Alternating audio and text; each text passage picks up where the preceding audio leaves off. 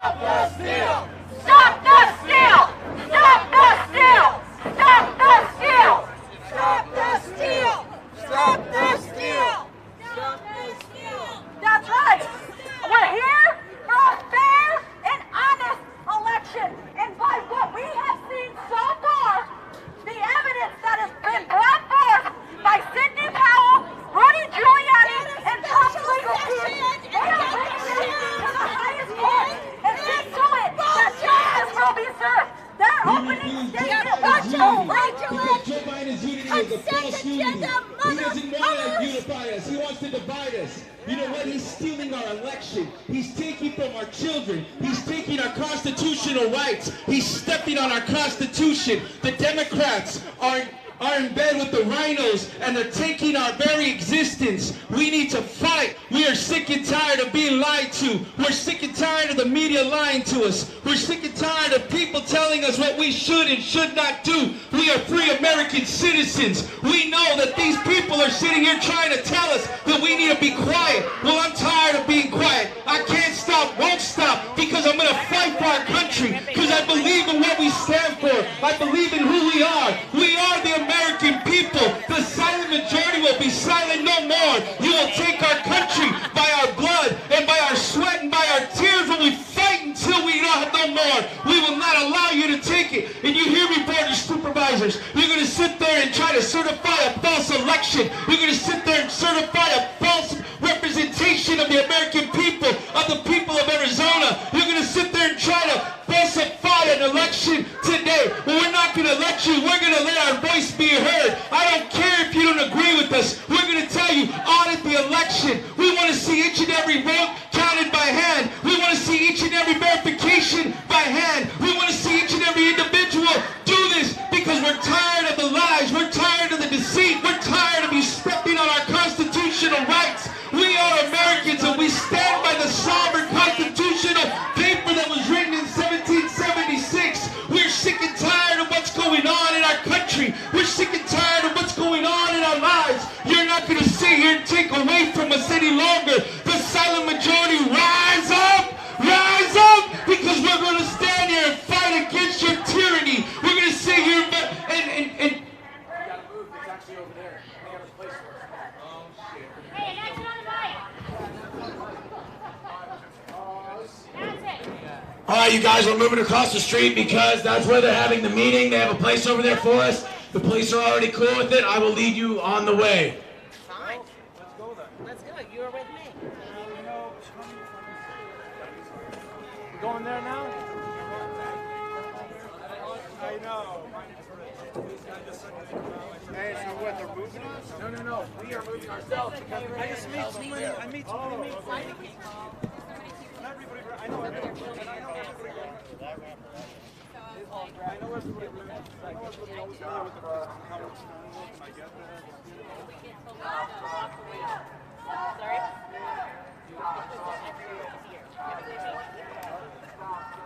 That's the first time I've actually seen the person. Other than just like stuff on video. So you got to give us your own stuff. I know this. Yeah, I got a quick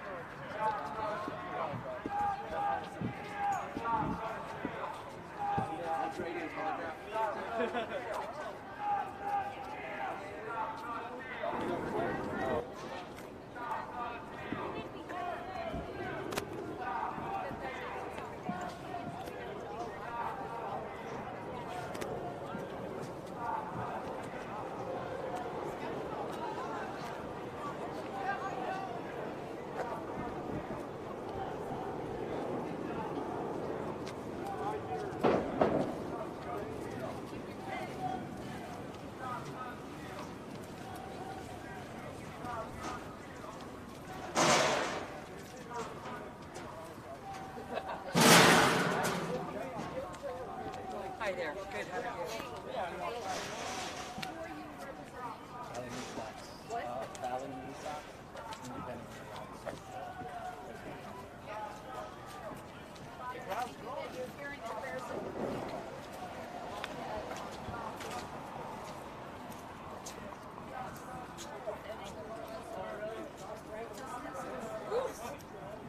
In our city, in our state, in our nation. Thank you, Lord. the truth will go forth that Judge Mahoney will give a righteous decree.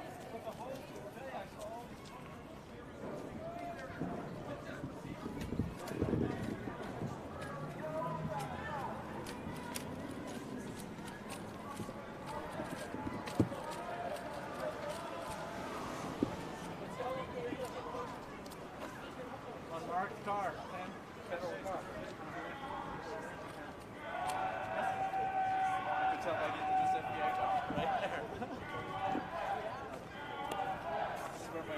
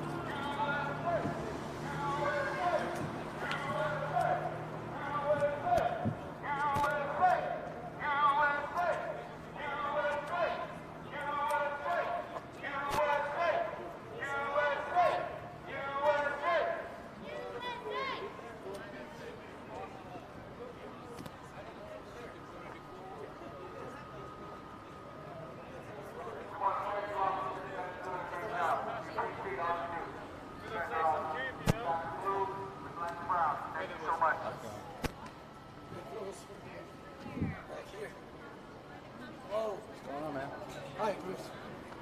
How's it going? Good, how are you? Good, man. Good to see you. I haven't seen you in a while. Are you live now? Yeah, we are downtown Phoenix. You probably told them already. Just the graphic on the bottom.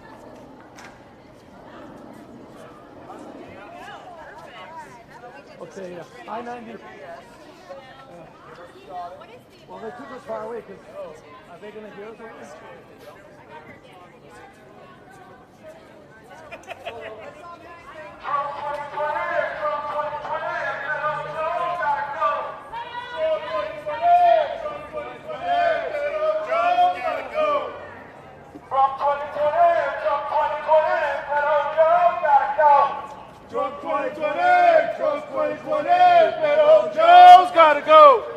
Stop the steal! Stop the steal! Stop the steal! Stop the steal! Stop the steal! Stop the steal! Stop the steal! Stop the steal! Recall Ducey! Recall Ducey! Recall Katie! Recall Katie! Recall Ducey! Recall Ducey! Recall Katie! Recall Katie! Trump 2020! Trump 2020! Trump 2020! Trump 2020! Trump 2020! Trump 2020! Stop the steal! Stop the steal! Stop the steal! Stop the steal! Stop the steal! Stop the steal! Trump 2020! Trump 2020! Trump 2020! Trump 2020! Recall Ducey! Recall Ducey! Recall Ducey! Recall Ducey! Recall Katie! Recall Katie! Recall Katie! Recall Katie! Trump 2020! Trump 2020! Trump 2020! Trump 2020! Trump 2020! Trump 2020! Trump 2020! Trump 2020! Stop the steal! Stop the steal! Stop the steal! Stop the steal! Trump 2020! Trump 2020!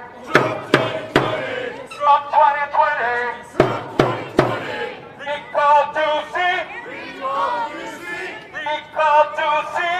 Recall Ducey! Recall Katie! Recall Katie! Recall Katie! Recall Katie! Trump 2020! Trump 2020! Trump 2020! Trump 2020! Trump 2020! Stop the steal! Stop the steal! Stop the steal!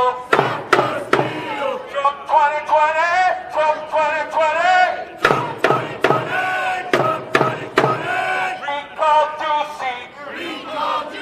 Recall Ducey!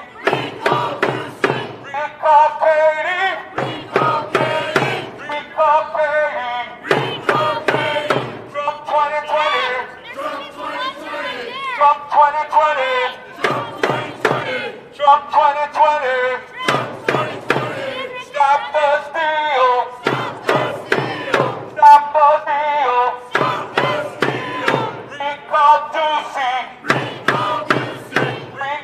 Katie!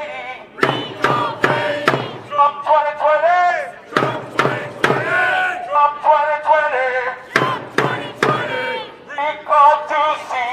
Recall Ducey! Recall Katie! Recall Katie! Stop the steal!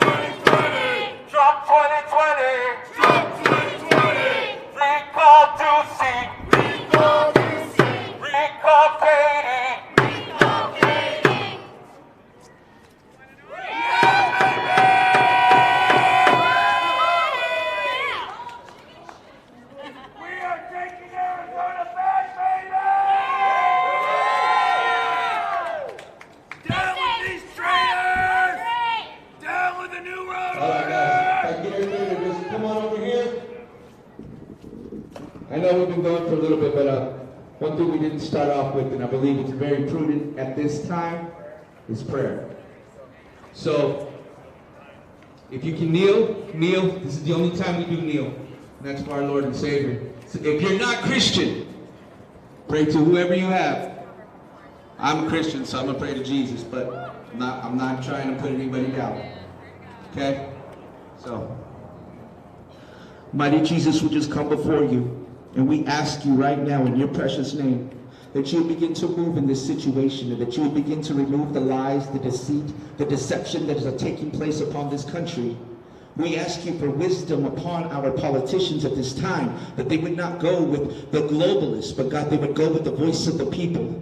Lord God, that you would begin to move in their hearts and begin to make a change in them right now. Speak to them in their little corridors, in their little chambers. Speak to them in a still small voice that they cannot certify this election because of the fraud that has taken place, the lies that has taken place. We come against the lies of the enemy. We come against the lies and the deceit of the enemy right now in your precious name. And we ask you, Lord God, that you would move in a mighty way. We sit here, Lord God, and kneel before you. But we stand in the face of opposition and the face of the deception of this time. And we say, we will not be silent in this moment any longer. We will fight this fight no matter what it takes, because we don't believe in the evil that is taking place right now. And we know, Lord, that God, you will reign supreme. Your will be done on earth as it is in heaven. Right now we ask you to bind all those lies and bind them in heaven, and loosen redemption, loosen truth on earth as it is in heaven. And God, that you would begin to move. Silence our critics. Put a muzzle on the devil and his people. Put a muzzle on those that are on Capitol Hill that are trying to lie. Put a muzzle on the media, the Muppets on the TV that are saying we are neo-Nazis. Lord God, we have races, all races, creeds, and colors bow before you to say we give you honor and glory. We pray that you would allow us, Lord God, redemption in this time, and put Donald J. Trump in the presidency. Because, Lord, we believe it is your will, because the people have spoken and they are lying to us. In Jesus' name we pray. Amen. All right, guys. So, I didn't know that they were going to try to certify today. But they're trying to certify a fraudulent election. They're trying to certify lies. They're trying to say that we, the people, spoke a certain way. But you know what? We know that that's false information. Because we know that Joe Biden couldn't bring more than 10 people. He had more flies at his rallies than he had people. And he is the Lord of the flies. But we saw that President Trump could bring thousands upon thousands of people to his place. And he was telling the American people, I'm going to drain the swamp. Now the swamp is rising up against him. And he needs people right now, you and me, the person to your left and to your right, to stand up and say, we want to drain the swamp right now. We're sick and tired of the board of supervisors. We're sick and tired of the governors and everybody else saying that we're wrong. You're wrong. You work for us. We pay your bills. We pay your salary. And we're telling you, audit the vote. We're not saying it's wrong. We're saying we want an audit. We want an audit right now. We don't want to have to live with 4 years of a lie. You didn't give Donald Trump a chance when he was president. You brought out Russian collusion. You brought a Ukrainian impeachment. And you're saying we have to bring unity and be quiet and shut up like good conservatives. Well, you know what? The silent are silent no more. The Bible says he sought to and fro for a man or a woman that would stand in the gap for the land. But he found none. Therefore, he brought destruction. But I see men and women right now, 2 or 3 are gathered in his name. He's in the midst. So we are telling you right now, we stand on the Word of God, we stand on our principles, and we stand on the Constitution of the United States. We want an audit. We want an audit. We want an audit. We want an audit. We want an audit.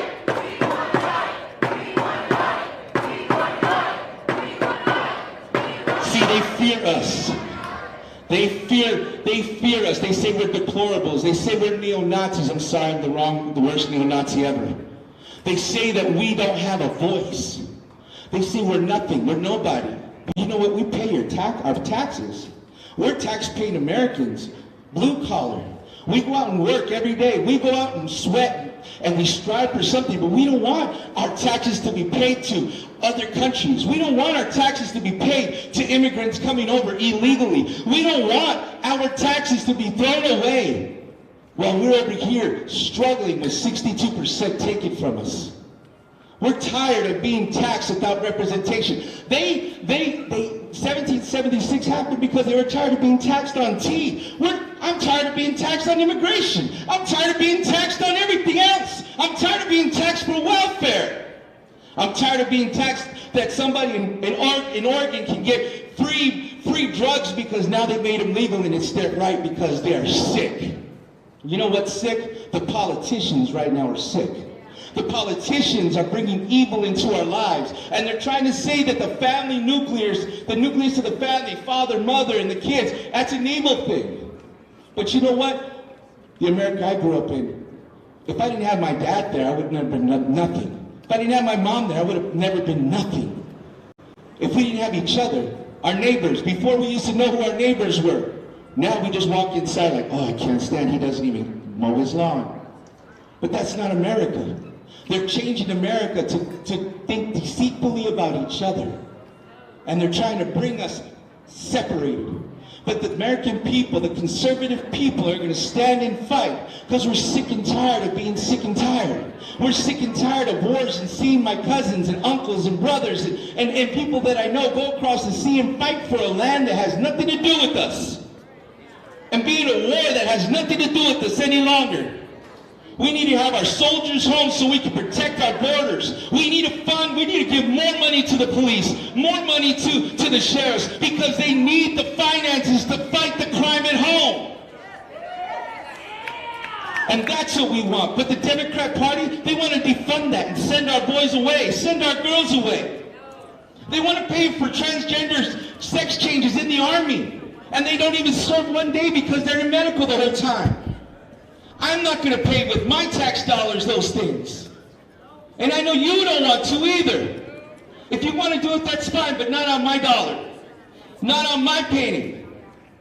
We as American people have to stand up, and that's exactly what we're doing. We need to call our friends. We need to call our relatives and tell them, come on down. We need more people here. We need to fill this plaza with people that are saying, we are tired of it, and we're not going to go anywhere. And you better not certify a false election. You better not certify something that we don't agree with, because we will rise up. Thank you. All right, I want us all to say the pledge. Take your hats off. Lift those flags up nice and proud, guys. We got one right there, that gentleman right there with the 13 colony flag. All right, I pledge allegiance to the flag of the United States of America and to the republic for which it stands, one nation, under God, indivisible, with liberty and justice for all. People who work in government, you took an oath to uphold, preserve, and defend the Constitution of the United States. Our Constitution is the absolute law of the land. We, the people of the United States, in order to form a more perfect union, ensure justice, ensure domestic tranquility, provide for the common defense. Okay. Are we moving? Okay. All right, I guess we're moving. Okay, well, I'll finish. Anyways, we the people of the United States, in order to form a more perfect union, establish justice, ensure domestic tranquility, provide for the common defense, promote the general welfare, secure blessings of liberty to ourselves and our posterities, do and ordain this Constitution of the United States of America. We have to defend that. You took an oath to defend that. I'm squeaking. Stand for it. You're tyrants if you don't. You're tyrants. And a tyranny calls for prison or death. Stand and defend it. To block this off, to block peaceful protesters off, goes against our First Amendment right. We have the right to peacefully protest. We have the right to free speech, not suppression of speech, and not the suppression of the media. This is America. This is a free country, which our forefathers, Abraham Lincoln, and all these great men fought for. Half of these men died for a freedom they never got to see come alive. This is our 1776. We're going to fight it, we're going to defend it, and no one better tread on me because I will gladly die and bleed for this country. God bless America and God bless Trump. Trump 2020.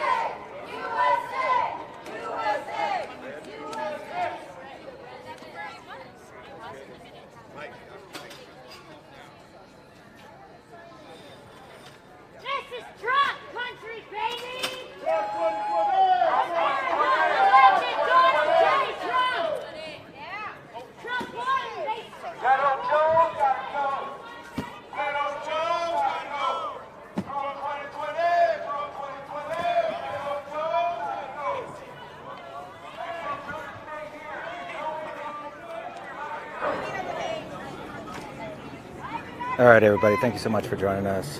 We are here at 201 West Jefferson currently. We've been moved once or twice, so currently we're at 201 West Jefferson here downtown Phoenix. We understand that they are due to certify the election for Arizona today, and this is a peaceful protest slash rally to stop the steal and stop the certification, hopefully, of the voting here in Arizona. Thank you for joining us. Please share this out. Like, share, and subscribe. If you support independent media, we appreciate it. Thank you.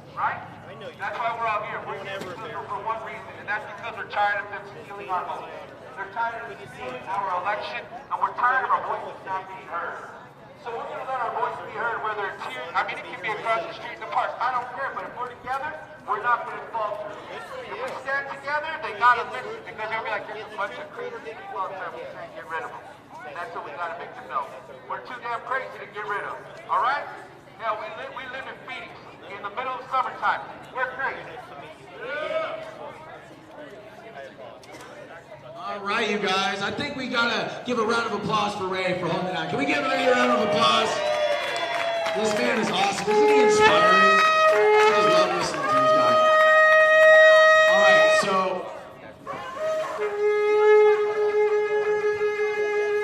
we actually have a special guest speaker named Brad. He's an investigator, and he has some interesting stuff that he wants to say. But before I give him the mic, I want to hear your warrior cry. Can I hear you say, oh! Oh! Come on, you can do better than that. Oh!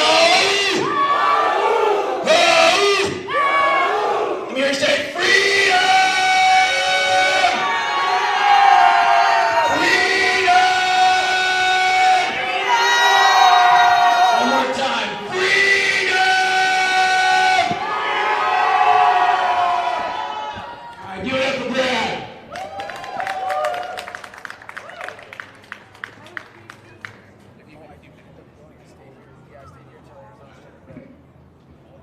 Fine, yeah. You guys hear me all right? My name is Brad A. Hewer.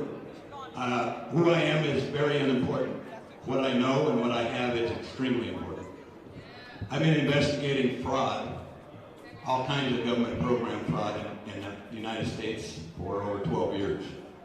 I started investigating voter fraud about 8 years ago when I witnessed Barack Obama get reelected. And it was 100% voter fraud at the time. There's no question in our mind. What we're witnessing is finally people standing up to tyranny. And what I have right here in this chip is also in the hands of our president. There's over 6,000 alias names right here that were used to vote in this illegal election. What's right here? I have on good reason to believe that drone right over there belongs to our United States military. They are watching this protest. They are ready to pounce. The president has invoked the 12th Amendment, which is the Insurrection Act. And so we're fighting treason from the top all the way down. On this list in my pocket, Mr. Fontes himself has 18 alias names. So he's voted 18 times in his own election. You understand the face of tyranny? That's what we're here for. We have it documented. You can look me up on Facebook. I'm also published on YouTube, and I go into some pretty deep stuff involving terrorism. But I need to make it clear to you, the hatred for Trump is not about anything but the money from government program fraud.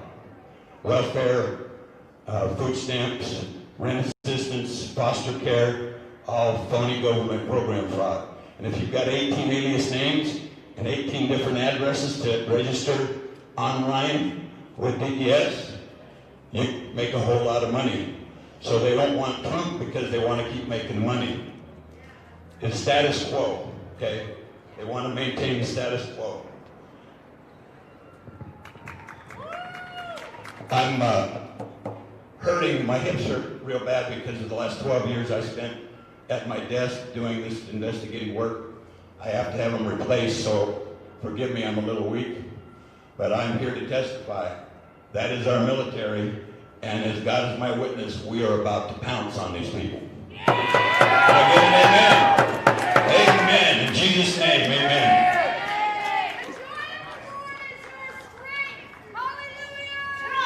Thank you, Brad. Can we give him a round of applause? Now, I'd like to second his motion that the military is ready to pounce. For those of you guys who who follow Q. Q is military intelligence, you guys. And there's a reason why this information has been being disseminated to the public. Okay? And it's because these patriots that are in control want you patriots in our republic to know the truth about what is going on and how corrupt our government is. For those of you that don't know, during the Obama administration, the military was talking about doing a coup against the Obama administration and removing Obama forcefully from office. However, a couple of days later, they decided differently because they talked to Donald Trump. Okay? And Donald Trump decided to align with the military. He was going to run as president, and he was going to help the military to clean house of all of this corruption from the top down. So when Donald Trump occupied the highest level of executive power in the United States, he had the ability to begin to fire all of the people that were unelected officials, people that were extremely powerful, people like Dr. Fauci, who had been in office for like 30, 40 years. Okay? He was able to fire these individuals, and he has. Okay? That's why we've seen so many resignations. That's why we've seen so many people getting fired. That's why we've seen so many people in these sealed indictments and stuff like that. People like Harvey Weinstein going down, people like Jeffrey Epstein going down and stuff like that. Because I'll tell you right now, during the Obama administration, during the Bush administration, during the Clinton administration, they knew what Epstein was doing. And they let him go. They let him go. Okay, but not Donald Trump, am I right? And it's because Donald Trump is draining the swamp. Okay, so what is the swamp, you guys? The swamp is a conglomeration of a bunch of elected officials who are corrupt and a bunch of unelected officials who were appointed by these corrupted elected officials. Now the thing is, because these are unelected officials, they are able to stay in power for much, much longer than an elected official. And they are able to have much greater influence on our system than we have been led to believe.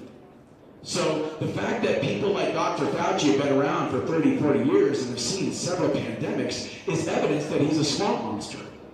Okay? The fact that we have people like Judge Sullivan standing in the way of people like General Flynn getting exonerated is evidence that we have the swamp in the courts as well, you guys. Okay? The fact that Nancy Pelosi has been in office for 30 years, and all you have to do is look at her district and see the type of poverty that's in her district while she's living in a fat cat with a big old wall around her house. Okay, that just shows you the level and the depth of this swamp. So the whole idea is that because they corrupted some of the highest levels of power here in the United States, they began to corrupt it from the top down. Okay? They began to corrupt it from the top down. So that means that once the swamp was created in Washington, D.C., it started to spread to states, it started to spread to counties, it started to spread to cities, and then to local elections. And then we have people like George Soros funding people like Katie Hobbs. Then we have people like George Soros funding people like the DAs that are letting these rapists and murderers and sex offenders out of prison because of COVID. Okay? What this is, ladies and gentlemen, more than anything, is the exposure of the infiltration of the United States that happened long, long, long ago. And I'm going to tell you right now, Donald Trump and the military, they're not messing around. That drone watching us, that's protection, you guys. The military has our back. Okay? Patriots are in control. Alright? Now, allow me to just elaborate a little bit more on how we got him in this election. Okay? Because there's a lot of news floating around in the Mockingbird media that says that Biden won. That says that the election has already been called. Okay? And that's just not true. Okay? The fact of the matter is, you guys, Dominion voting machines, which, if I'm not mistaken, were made in China and used in Venezuela and in Cuba. Okay, these voting machines have been rigging elections all over the world. Okay, all over the world. And we in the United States have actually, we've been victim of this as well. And people like Obama getting in office, people like George W. Bush getting in office. Okay. Well, they can hear us. Do you guys want to give the county recorders a shout? Come on! Come on! Come on! Now here's the thing, you guys. This is what's really important to understand. The swamp can be beaten. Okay? And it is being drained. Donald Trump being at the highest level of power is helping us to drain the swamp. Okay? Now, the election is crucial in the draining of the swamp, and I'll explain why. Because they've corrupted some of the highest levels and some of the lowest levels, like pollsters, like our Secretary of State, or like, say, Governor Doug Douchebag Ducey, okay, because they've corrupted some of these levels, this COVID 1984 scenario and this election are acting like the exposure process. So anybody that is saying this election is certified, anybody that's saying Biden won, anybody saying that we need to lock things down and you need to wear a face diaper, these are the infiltrators, okay? And what is going on with the election with the Dominion voting machines with Smartmatic? Did you guys know that a member of the Biden transition team is on Smartmatic's board? Yeah, and did you guys know what Kraken is? You guys know that's like a software / bot system that basically goes into digital hardware and it filters or it tracks all the data that goes through it. Okay, so Kraken was in these voting machines. Okay, Kraken was in our system and observing everything that was going on. All the funny money, all the kickbacks these people took, yeah, we know about that. And we got it all, okay? We know about it and we have it all. And we will use it. Sidney Powell said herself, she doesn't say things unless she can prove it, right? Right? She said she was going to release the Kraken, right? So, the media is trying to demoralize us. This is psychological warfare. They want us to give up. But are you going to give up? Are you going to stand up for your rights? Are you going to fight for America? That's what I'm talking about. So this corruption is actually an opportunity, you guys. Because here's the thing, it is a bittersweet thing because, I mean, now we know who the traitors are, right? Now we know who these infiltrators are, but we have to go through the work of getting rid of them, okay? And I'd like to go as far as to say that I think we need a whole, recall election. We need a whole new election so we can get rid of all these traitors and we can get them out, send them back into prison, okay? Yeah, and you know what? The thing is, you guys, the media keeps pushing this narrative that we're wrong because they know we're right. The media keeps pushing the narrative that Biden won because they know he lost. Okay? The fact that he said, the officer, the media said that there's an office of the president-elect, which does not exist, is also proof that the media is corrupted. You see what I'm saying? And the media is pushing the COVID, the media is pushing the BS about the election, so we can also see, just like with the politicians, that the media is full of traitors. You see what I'm saying? So stop watching Fox. Okay? Just stop it. We all know, we love people like Tucker Carlson, but did you guys see what it is that he said about Sidney Powell and the proof that she had? You guys really think a lawyer like Sidney Powell, who's as intelligent as she is going to go to the media with all of her evidence that could very well compromise her witnesses? No. No. And from what I understand, Sidney Powell actually responded and said, yeah, you know what, we can send some people there to talk to you and blah, blah, blah, blah. But they didn't go with that story because Fox is owned by Disney. Fox is corrupted by Soros. Okay, there's a reason why they said they don't want to talk about George Soros on Fox. Okay? So, media full of traitors. This government here in Arizona, full of traitors. Okay, Washington, D.C. and the non-DOD and some DOD, full of traitors. Okay? And it is our job to stay informed. It is our job to do our own research because the more that we rely on the television, the more we stay programmed by it. The more we absorb with television. Yeah, the programming isn't for the TV, it's for you. Okay? So the media is corrupt, the politicians are corrupt, and then we have to look at some of these celebrities that are stepping forward, these entertainers that are stepping forward, and saying, oh yeah, Biden won, why don't you just accept it? These people are also infiltrators. You see what I'm saying? So all you have to do is look for the concepts that these people are relaying to know who's on our side and who isn't. Does that make sense? So if you guys want to watch the webinar real time, you can connect, was it maricopa.gov or something like that? maricopa.gov/Board of Supervisors meetings, if you guys want to watch the meeting. They're just doing a Zoom call. I think only a couple of them are actually in the office. But let me tell you guys something. I was out here just the other day doing a protest, and you guys, when they tried to enter that building over there, they looked scared. They were like, oh no, how do I get in? How do I get in? They're like pounding on the door. How do I get in? How do I get in? Because we were out there putting pressure on them. And Donald Trump was putting pressure on with the legal team. So very much the way that they tried to squeeze us, we are now squeezing them. For every action, there is an equal and opposite reaction, right? This is just physics, baby. You can't take freedom away from Americans without a response. And let me just say this, you guys, our rights cannot be taken. So stop saying they're taking our rights. Your rights can only be given away by you. Okay? So you being here right now, guess what this is doing? This is exercising your First Amendment. Right to assemble, right to freedom of speech, am I right? You see what I'm saying? And guess what? The Second Amendment, we got a lot of people practicing that one right here, right now. We got a lot of people that are strapped, okay? And a disarmed populace is the quickest way to tyranny. So a well-armed populace is the greatest defense against tyranny. James Madison once said that you need three things for tyranny and oppression. You need a standing army, you need a complicit media, and you need a disarmed populace. Well, the standing army, that's BLM and Antifa. The complicit media, well, that's the 6 Mockingbird media outlets, the 6 major networks, okay? And the disarmed populace, well, all you have to do is look at places like Minneapolis. All you have to do is look at places like Detroit. All you have to do is look at all these places that have all this gun control, and you see, oh my gosh, this is where the riots are happening. This is where the chaos is going on. This is where the most tyranny is being carried out. Now, final point here. Arizona is a perfect example of the kind of corruption that has happened all over the country. Okay? Our governor, corrupt. Our Secretary of State, corrupt.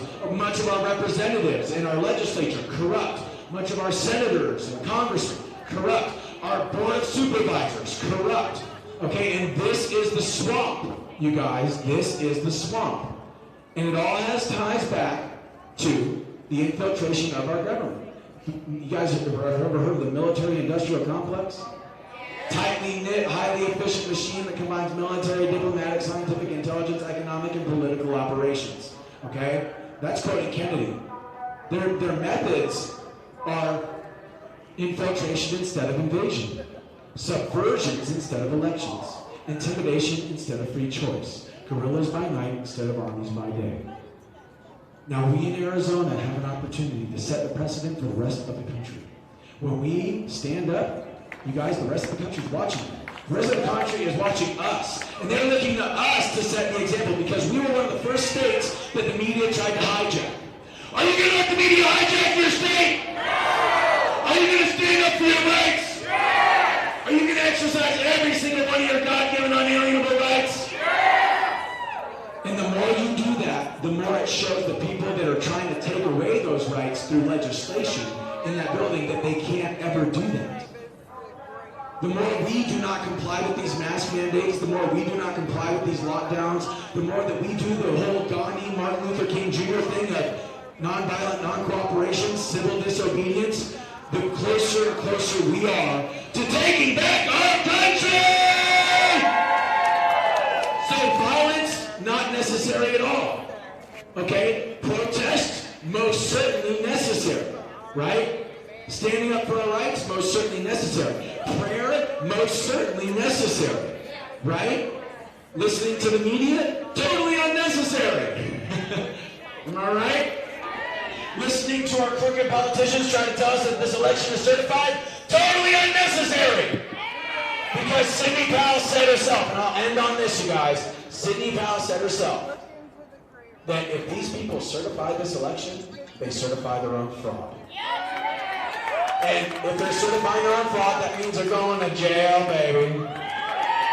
For a long, long time. And you guys better believe that if they have no problem selling out the people of Arizona, if they have no problem selling out the people of our country, they will have no problem selling each other out either.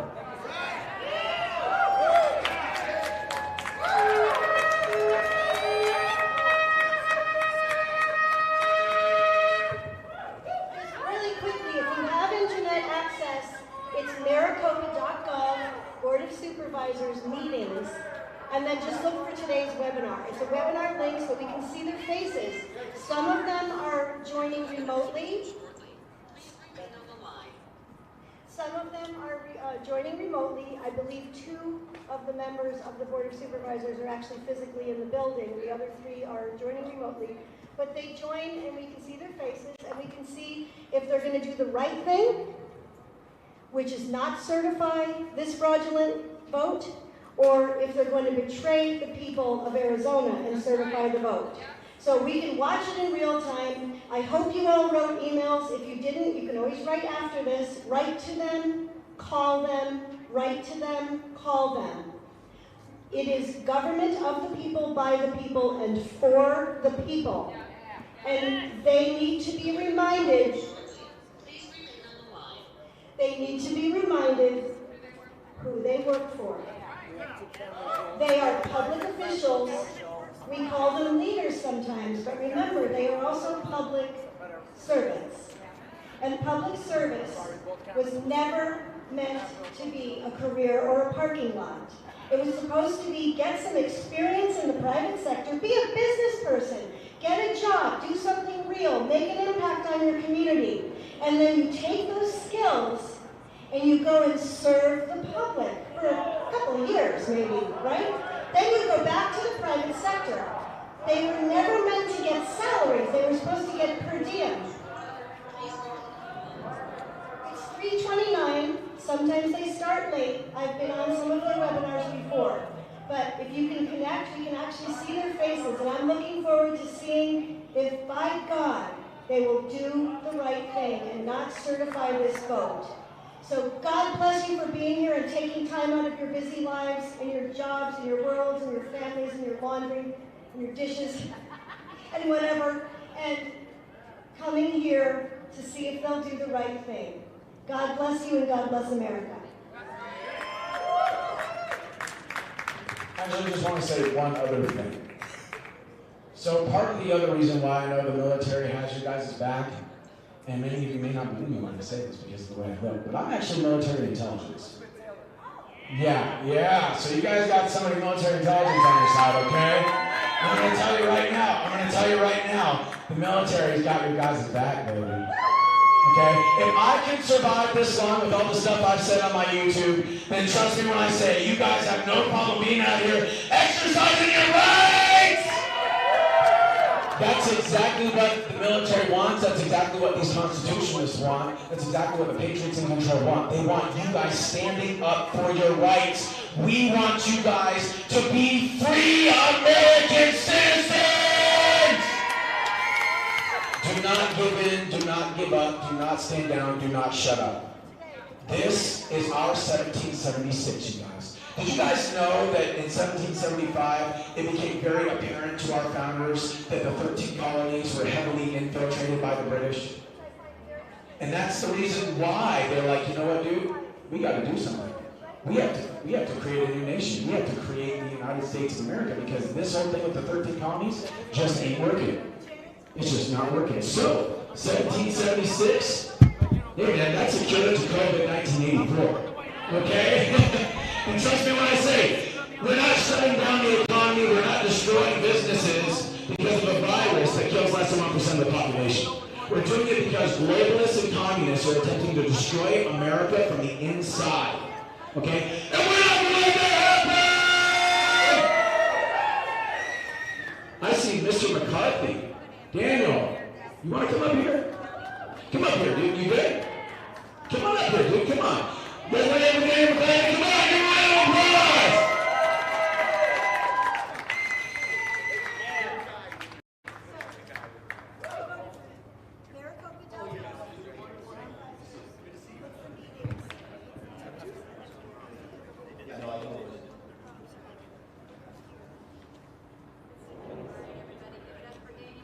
Hey everybody. So, are the board supervisors in here? Has anybody seen them? Are they here? Okay, so some of them are here and not here. We don't know.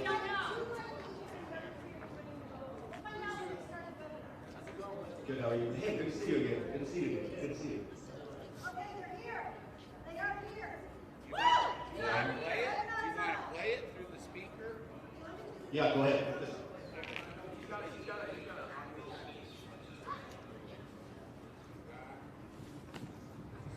Hold the line, everybody. Hold the line.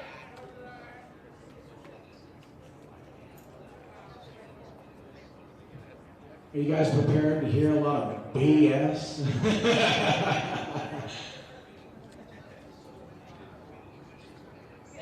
Don't let them demoralize you. Remember, what they say in that room really doesn't matter. What happens in court is what matters.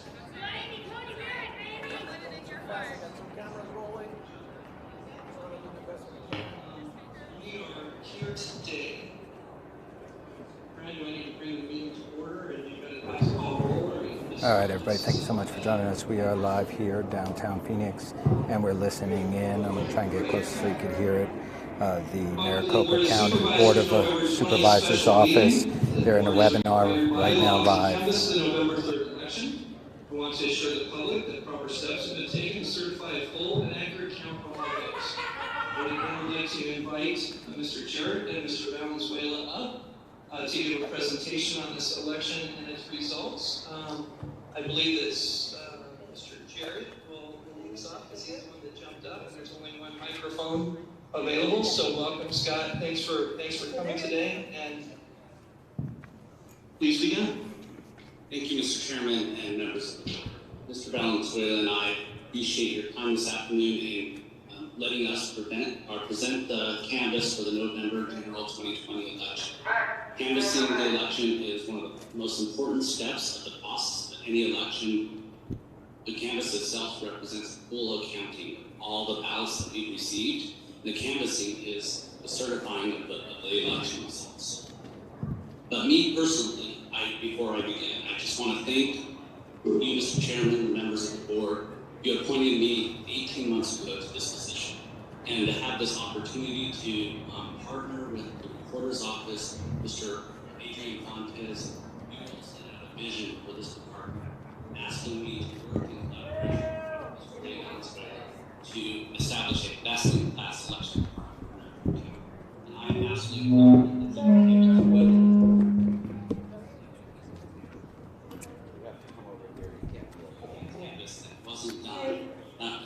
For an election without great integrity, great transparency, great efficiency over the process. I assure you that this election was done with accuracy, and as we go through this presentation, you will feel the same way, and I look forward to your vote at the end of this presentation. No way! That any department, any election, there are questions that are asked, and we're happy to answer those questions. This has been an incredible process for being able to serve American voters. But I also want to recognize some of the great wins that we've had.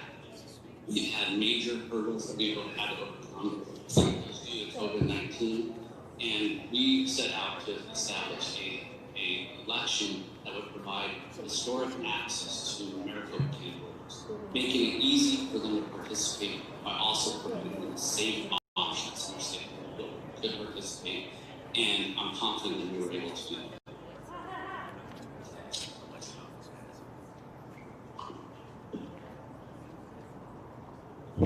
I mentioned some of those challenges, and I look back to the March presidential preference election, and when we were facing just starting to understand the pandemic, and we had to redesign an election in 5 days to serve the voters for that March presidential preference election. We took many lessons learned from that election and applied them to future elections for the August primary and the November general election. Some of those lessons learned were to ensure that we would not have to go through that same process of closing down polling locations right before an election, losing poll workers that didn't feel safe to be able to work in our election. And so what we designed was a brand new model for American voters, a vote center model.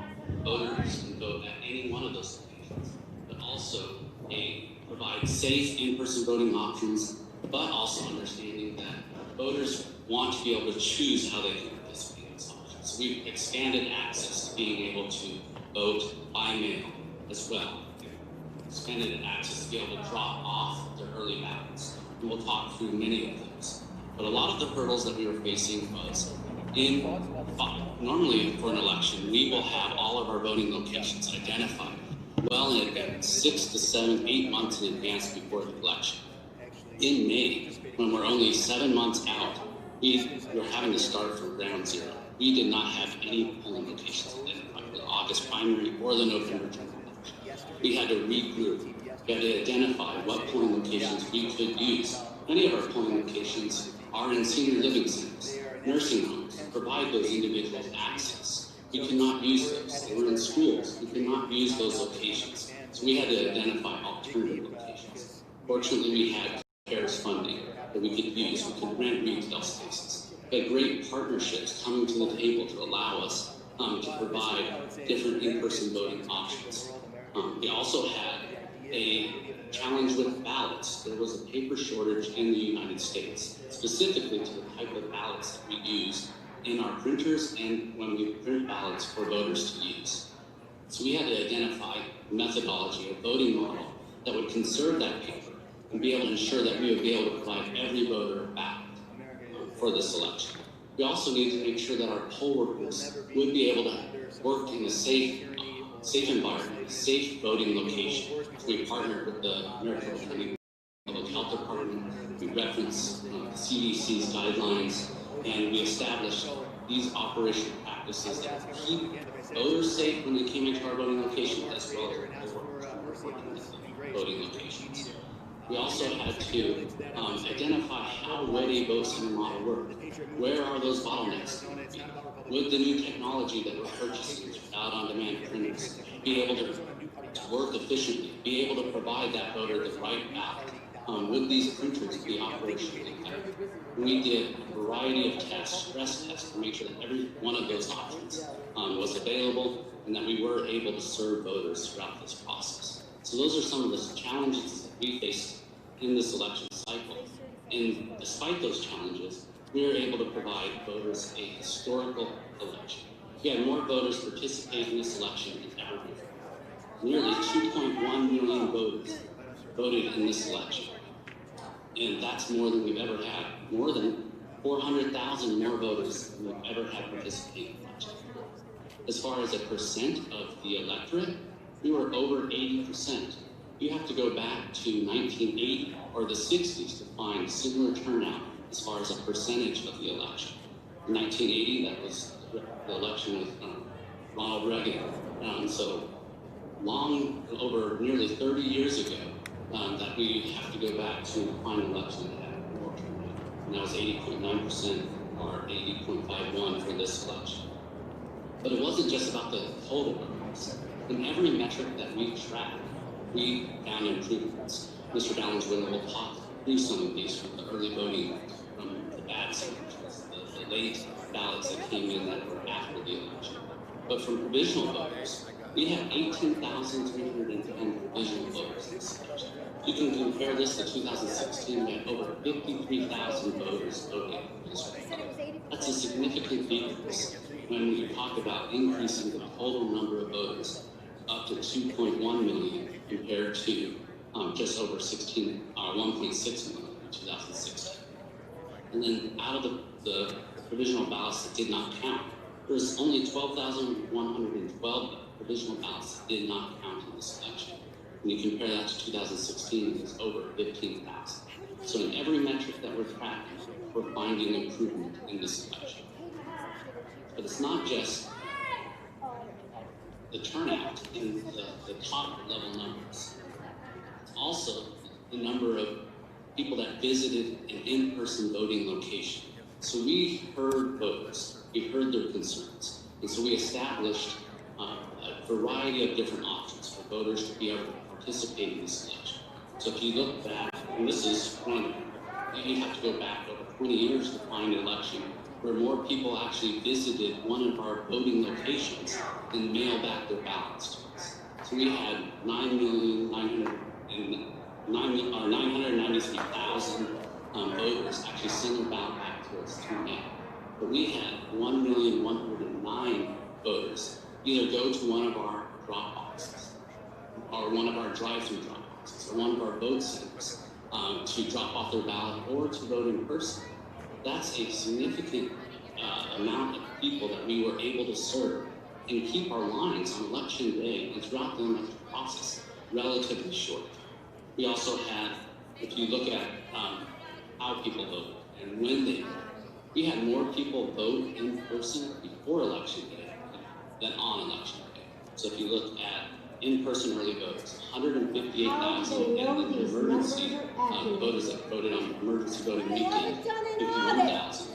That's 209,000 in-person voters that voted before election day compared to election day, which was 186,000. And that doesn't include the provisional voters. So people changed how they wanted to participate in this election. Some of that was driven by COVID-19. Some of that was because we provided so many options for voters in that early voting period. We had well over 7 vote centers open for 27 days, 48 vote centers for 2 weeks before the election, giving ease of access. And then several weekends where we had drive-through. You guys want to keep listening to this, or do you want to? What do you want to do? They're pontificating about numbers, that there was the highest turnout. But my friends and patriots, how do we know these numbers are accurate? Only Katie Hobbs did a quote-unquote audit. She called you and me Nazis. She called us neo-Nazis. Do you think she's impartial? Do you think she should step down from her job? Yes! That's what I think. I wrote to Doug Ducey about that. I wrote to the Board of Supervisors about it. I don't know who fires her, but she needs to be fired. She is not impartial, and she is not working for the people.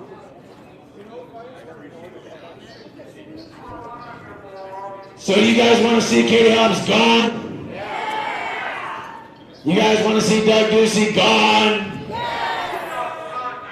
Yeah, let's get rid of him. Let's recall Ducey and Katie Hobbs. Because did you guys know that if we recall Doug Ducey, that puts Katie Hobbs in charge? Yeah, she's second in command. Doesn't that just give you the heebie-jeebies? Yeah, so they got a rhino like Ducey in charge, and then below Ducey, we have a George Soros-funded globalist who called all of you neo-Nazis. Are you okay with that? No! Are you guys going to stand up and do something about it? Yeah! So let's get on her social media. Let's get on her Twitter. Let's send her emails. Let's call her office. And let's let her know that we do not accept anything that she tells us regarding this vote. Mr. McCarthy. Let's give it up for Daniel. So yesterday, the president's legal team said something historic that we've never heard before coming out of any administration.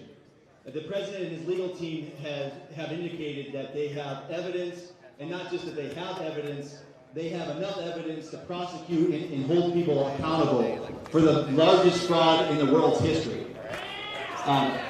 You're talking about this board of supervisors. They are the ones that put these voting machines in place, and right now it looks like they're about to run cover on what they just did. We voted for you. We think that one was a fraud, to be honest. So these Dominion voting machines that have been used in the primary as well seem to have a fairly consistent footprint or fingerprint that you can see. And this evidence is not hard now. It's all out in the open. Long story short, here's what we're dealing with. Inside of this building right here, you have tyrants that tell us right now in Maricopa County that you have to wear masks. Okay? These are the same people now that are saying that you have to accept a fraudulent vote. So think about the pattern here that we're dealing with. These same people tell us that we have to mask our children. We have to mask ourselves with the government on our face, which they have no authority to do. These same people, we're expecting them 6 months or so later to have some integrity on the voting that just took place. They're not going to have integrity. Okay? So we're dealing with a crossroads as a country right now, and you're all in the midst of it. You coming down here speaks volumes, actually, of what you think is going on, obviously. We need more people to show up, right? It'd be nice if we had 100,000 people here, right? Okay. We need to have people from all four corners of the state showing up, or it's going to do nothing. What we're dealing with is you're dealing with a group of board of supervisors that are potentially committed treason. This is treason. So if you have individuals in your country that knowingly, and I believe there's evidence right now that's going around. I don't know if is Brian here with this Steve Chutry? Is this, hey Brian, did that information check out with Chutry? No, the text messages with Chutry. So I'm going to let Brian explain those things. So we have text message evidence now of a cover-up that's happening. So again, we're talking about potential treason here. So I'm going to say the same thing I said a couple weeks ago at the rally when I was down there. I'm going to ask all of you to do what I asked everyone there to do. When you're done here, you need to go home, and you better look at yourself in the mirror, and you better say to yourself, what are you willing to do to protect your republic? Literally. What are you willing to do to ensure that your children are not wrapped up in communism? Because folks, I'm telling you, if voting's not real, we have no country, we have a de facto government. Okay? So this is as big of a deal as it gets, and I want to say, like this young woman said, we have so much support. Thank you everyone for all the support. I get emails and calls constantly all day long. Thank you, all of you. Some of you are those individuals that do that. We will not stop fighting. My campaign was, it doesn't matter. Every single day we will be fighting to ensure our kids are not enslaved in communism. This fight does not end here. This fight never ends. It's been going on since the dawn of time. Go home, look at yourself in the mirror, and understand that we may have to do things we've never had to do before. Well said. Give him a round of applause. Thanks for coming out, Mr. McClarkin. All right, now I want to introduce you guys to Brian Mache, as in paper mache. He's actually running for governor in 2022. He's very smart, has a lot to offer. Give a round of applause for Brian! Hey guys, so my name is Brian Mache, and I am running for governor of Arizona in 2022. Got a couple of messages here that I want to share with you guys. So these messages came from someone who was in communication with Steve Shukri over the last few days. Mr. Shukri sits on the Maricopa County Board of Supervisors. He's inside this building right now. We went across the street to make sure that they weren't meeting across the street, and Josh and I found our way up to the 10th floor. The nice officers over there facilitated that for us with a little bit of persuasiveness, but we got up there and they aren't there. So let me read these text messages that came in the last few days. Sorry, my screen's been flaking out on me, so I have to tap my phone sometimes. All right, here it is. So these went back and forth between myself and a friend and Mr. Shukri, and this is what he actually had to say, which to me I thought was pretty damning evidence or information that he at least believes that there is more going on than what seems. Let me pull the first one up here.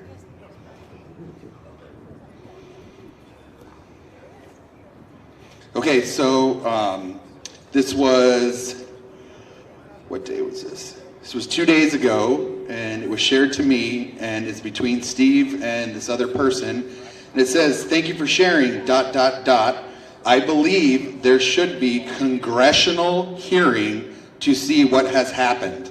So the other person was basically, saying what we've talked about with regards to Dominion, the software, what's been happening. And then Steve answers back, "Thank you for sharing this. I believe there should be a congressional hearing to see what has happened." So why would the Maricopa County Board of Supervisors actually admit in a text message to a private citizen that I think a congressional hearing should happen? Like, congressional hearings that's when stuff like Watergate happens, massive, massive, massive corruption. And here this is the Maricopa County Board of Supervisors actually calling for and saying, I think there should be an actual congressional investigation. So what we've said to you, Mr. Shukri, is that instead of ever getting to the point of having to actually have a congressional hearing, why not just do the right thing, right, and not certify this election, right? Let's not even get to that point. Like, if you believe that there's that much corruption, why would you still put your name on this and certify this, okay? Unless, I don't know, we don't know this, and I'm sure we will because the truth always comes out, but perhaps he's been compromised. Perhaps he might be on the take. We don't know that. I can't say that for sure. But why would someone say, I think there should be a hearing, but yet still certify an election, okay? Unless maybe perhaps if a hearing happens, he cuts a deal and he gets himself some sort of immunity and then gets out of it. So that was one of the text messages that went back and forth. Some of the other stuff that they sent back and forth basically said, hold on one second, sorry. I should have put these all in one actual slot and I didn't.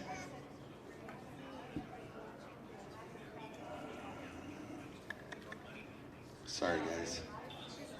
Okay, here we go. And then here's a second message between them, 10:38 a.m. And he said, the person that sent me the message is saying, we need to have an audit and we need to have a recount, yes. And then Shukri replies with, I heard some content. I presume they are going to sue Maricopa County since there is evidence of fraud on Dominion. So like seriously, like this guy is admitting this right here. So he's admitting it, but at the same time, he's still, going forward and certifying this vote. So he said, I heard some content and I presume they're going to sue Maricopa County since there is evidence of fraud on Dominion. So here he's admitting that there's evidence of fraud on Dominion, and he's still going forth with certifying this, all right? I know a lot of people probably saw as well, it was shared that ARS 1602B says that you actually have to audit 2% of all the precincts votes that went out, and that if you don't do that, you can't actually certify an election. They haven't done that yet, and they're still trying to do that. So what happens is they're using Arizona statutes to try to usurp the Arizona Constitution. And basically we understand the same way we have a supremacy clause with the federal government, meaning the US Constitution is the highest law in the land. Below that is the Arizona Constitution. So you can't use statutes to try and oversee what's over and above the state constitution. So clearly there is more going on than what's being let on. So those are a couple of those messages that went back and forth. One other thing that I wanted to talk about, I've shared this with a few people already, and I'm going to be getting input from everybody that's here as well. I have a new concept for something that we're going to call Arizona Project 52. So if you remember back in the beginning of the second Gulf War, after Saddam Hussein's regime failed, they basically identified the 52 dirtiest people within the regime, okay? And they one by one went after those 52 people. Well, what we're going to do in Arizona is we're going to find the 52 dirtiest politicians, lawyers, judges, police officers, CEOs, business leaders, and we are literally going to put together this deck of 52 cards, and we're going to use whatever legal means, we're not physically lashing out to hurt anybody or being violent at all, but we're going to use whatever legal means, social media, whatever we have to do to take these 52 people out of power. So names like, obviously, Governor Doug Ducey, he would be on that list. Mark Brnovich on that list. Karen Fann on that list, and on Dr. Kara Christ, who has been perpetuating the scamdemic of COVID. Like all of these people, we're going to name 52 of them, we're going to put it out there publicly, and they're all going to be on notice. You're on the list. You are one of the 52. And use this list as a way to hold them accountable. Like you either get your stuff together and start doing what's right, or you're going to stay on this list and we're going to continue to do whatever we have to do to get you removed from office. So, we can't continue to do this. This is the way that we have a strategic plan in place to actually go after the Arizona swamp, because this Arizona swamp is real. Just like there's a swamp in DC, there's an unbelievably huge swamp here in Arizona, and it's literally the McCain-Ducey swamp, and it needs to be drained completely. So Governor Ducey, just so you know, I'm putting your name at the top of the list as the #1 person that needs to be removed from the Arizona swamp, and then so on and so on. So I'll be seeking input from all of you guys.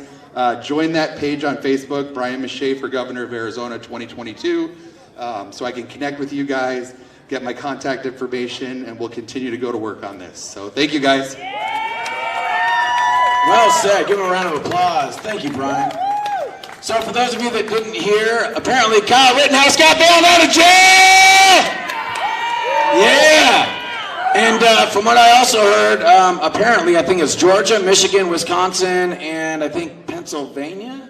All these got moved into a higher circuit court, Supreme Court, and Kavanaugh, Comey, Amy Coney Barrett, and Clarence Thomas, and one of our other judges are going to be handling those states! Yeah! So our next speaker, we all have grown very fond of and familiar with. We all know that she's been out here holding it down. She's our Senator-elect, Katie Townsend.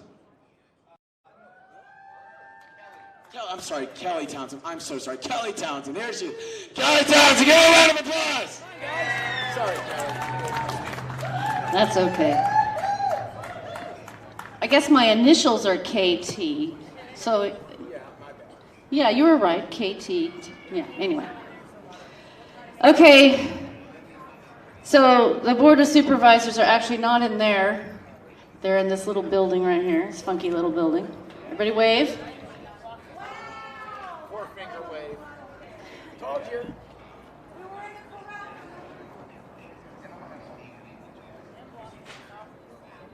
They're not letting us in. They're not letting us in. They are not letting us in. For something so important as to certify a contested election with serious issues, of which I've sent to them, each one of them. You've seen my list of things that were, it's outdated now. It's got a whole, like 3 times as many things now. I've sent them issues regarding federal-only voters. Multiple people registered to vote in one place. Those things need to be looked into.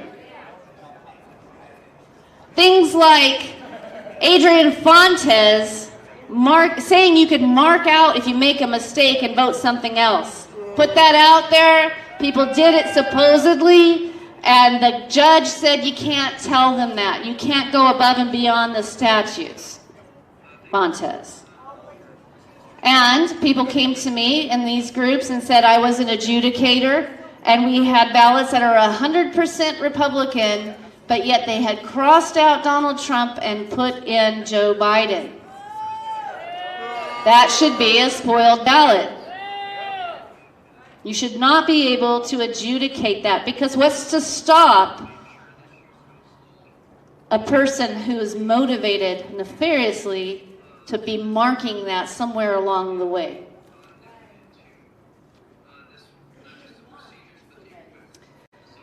There are things we need to investigate. It is not time to certify this election. We have more time, and yet they are rushing it through. I've been in communication with him. It's Chukri, Steve Chukri, who just informed me he's growing tired of me sending him stuff. Keep going, girl. Keep going. I just got started. I am ashamed of what has gone on in Arizona. I'm ashamed of politicians with no spine. I'm ashamed of the calcium deficiency in this state. And I recommend we start going to Amazon and shooting them over a bottle of calcium, maybe. There aren't that many of us demanding that they do the right thing. Now, let me tell you, the excuse that you've been given is that it's illegal to do another count. I can't find that in the statutes. I can find where it says that you have to do it this way when you do a recount, but I don't find anywhere that says you can only do one. Who would put that into the statutes if there was fraud? Who would put that into the statutes that after the canvass and we determined that there actually was fraud and those 36,000 federal-only voters who can't seem to find their social security number maybe committed fraud? Sorry, nothing we can do, guys. It's illegal to check it again. BS! That's BS, and you know it. And you are copping to an excuse that is embarrassing. It's embarrassing. It's shameful. Where are you, patriots? Where are you, strong leaders? Why are you cowering? There are too many issues with this election. Too many. If there is no fraud, if you can't find anything, why don't you allow us to look at the ballots? Why don't you let us do a hand count and prove it to us? Prove it to us. Because these people right here are fed up, and they are not the only ones. These folks are sick and tired of it. And all you have to do is allow for a recount and put it to bed. Assuage our fears. Prove to us we're wrong. Prove us wrong. But why won't you? What's the hurry? Who's in your ear? Who's telling you that you can't? I want an answer, Steve Chukri. I want an answer, Clint Hickman. Now I understand you're under pressure from I'm not sure whom to do this today. Why didn't you let us come in and speak about this? The Revolutionary War was fought over one of the reasons of taxation without representation. Who's representing us? Who's allowing us to come in and speak to you about our feelings about this? Oh, don't worry. You can watch it on YouTube. I'm sorry. That's not how it works. That is not how it's working here in Arizona. You need to open the doors and let people give their opinions. That is what is supposed to be here in Arizona. Why not? Who are you afraid of? I can only hope that they do the right thing and not certify today. But I can tell you that there are people in there who are telling them things about the election. They told me something. They told me, well, we know everybody's upset, the people who voted the day of, that they don't have a receipt of their vote. They don't have a receipt or anything in hand to show, or even electronically, that they voted. So we've gone ahead and we've updated the voter rolls on the website, and they can go there and they can check and see if they voted. And then you look in there and it says your ballot was received and it was counted. But that's inaccurate. The only thing they know is that you checked in. But many places in the East Valley on the day of election, what happened to the ink? It ran out. What if they were a person who checked in and then had to leave? And it says your ballot was received and counted. I've had one woman come to me and say her father was comatose and unable to move and died in October. So for the fun of it, she went to the website and she checked it, and it said, your ballot was received and it was counted. So she called the county recorders to complain and ask about it, and guess what happened? They fixed it for her right there on the phone and changed it. So I am sorry. I don't care what you tell the county supervisors in there. Your credibility is on the floor. We need a recount. We need an audit to prove us wrong so we can restore confidence in this process. Without the confidence, our country dies. We don't want that. Just order a recount. Yes, you can. You don't have to have the statutes that tell you you can. They don't prohibit it. Therefore, you can. That's my daughter. Oh, she'll tell you. She'll tell you. Anyway, I am asking them, and I hope that you can hear me. This is Senator-elect Kelly Townsend outside your door that you won't let inside, asking you to postpone the certification of this election and allow us a deeper dive. You can order the audit. You can order the recount. The statutes don't need to tell you that you can because they don't prohibit it. You are allowed to do it. So do it. At least don't certify today. If you do, you have some explaining to do. Kelly Townsend! Yeah! Thank you so much for coming out, Senator-elect. And the next person I want to introduce you guys to, some of you may already know because he had balls of steel when he stood up to the corrupt tyrants here in Arizona when they told him he had to shut down Mountainside Fitness. Ladies and gentlemen, the Patriot, the man, Josh Barnett!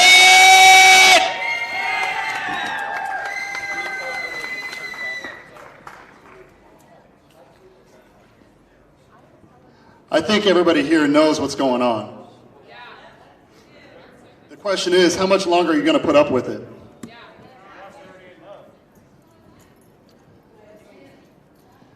These elected officials have forgotten why they're here in their oath.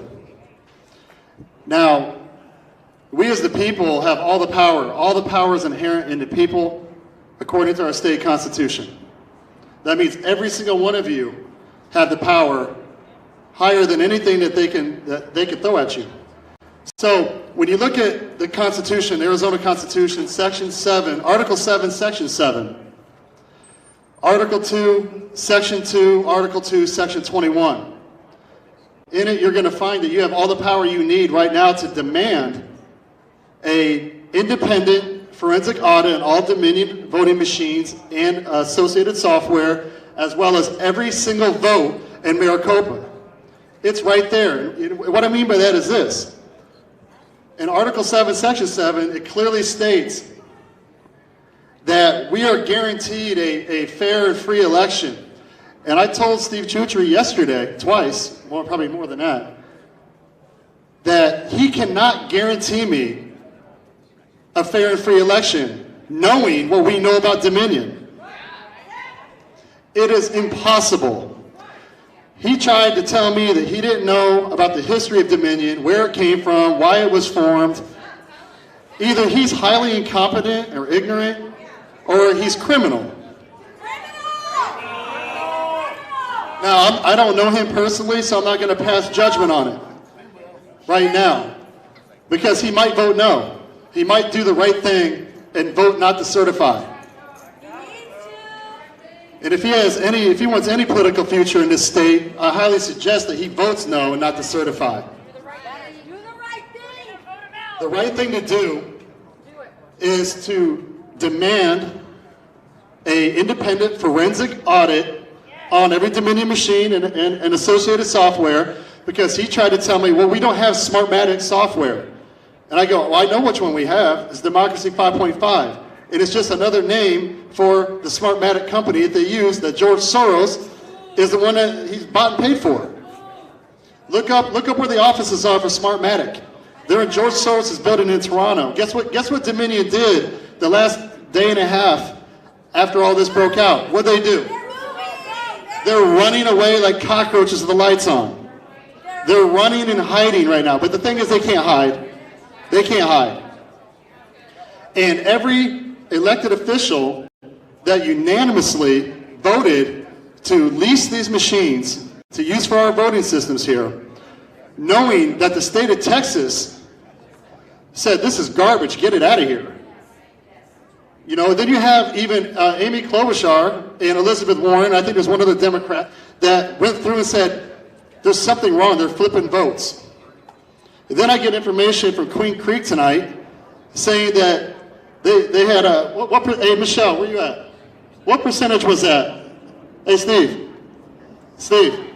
Daniels. What percentage was that Queen Creek about Trump? He decreased almost 9% from 2016 to Queen Creek, which I find very hard to believe. Now we know this Dominion equipment, according to Cindy Powell, and I know this from firsthand knowledge from her, that these machines are flipping R to D. They can pick and choose what races this happens in, and they can set algorithms to do this. For example, Biden 1.25, Trump 0.75. So that night, they stopped voting. Remember they stopped counting in Arizona? Michigan, Wisconsin, Pennsylvania, all at the same time. Well, what they're saying is it got overloaded, the algorithm couldn't keep up, Trump was kicking ass too much and they couldn't keep up. So, and all this stuff, guys, it's not coming from me. It's coming from Cindy Powell. Straight from her, from my team that was in Washington, D.C. working with her for the last week. This isn't like second-hand, third-hand knowledge. It's coming straight from her. I've seen the text messages. So, I already put them on notice with affidavits, every single one of these people in here. Bill Gates, Chutri, and Sellers, Hickman. I put them all on notice with affidavits. They're very aware of my constitutional rights as one of the people, and they can't guarantee me a free and equal election. and every legal vote counted in Arizona. They can't guarantee that. Knowing what they know about Dominion, they cannot guarantee that. Therefore, they're breaking their oath. If they certify today, they're breaking their oath, and that is a criminal charge. That is treason. We're talking about a federal election for the President of the United States of the free world. And these guys think they're going to steal it from us. These are Republicans.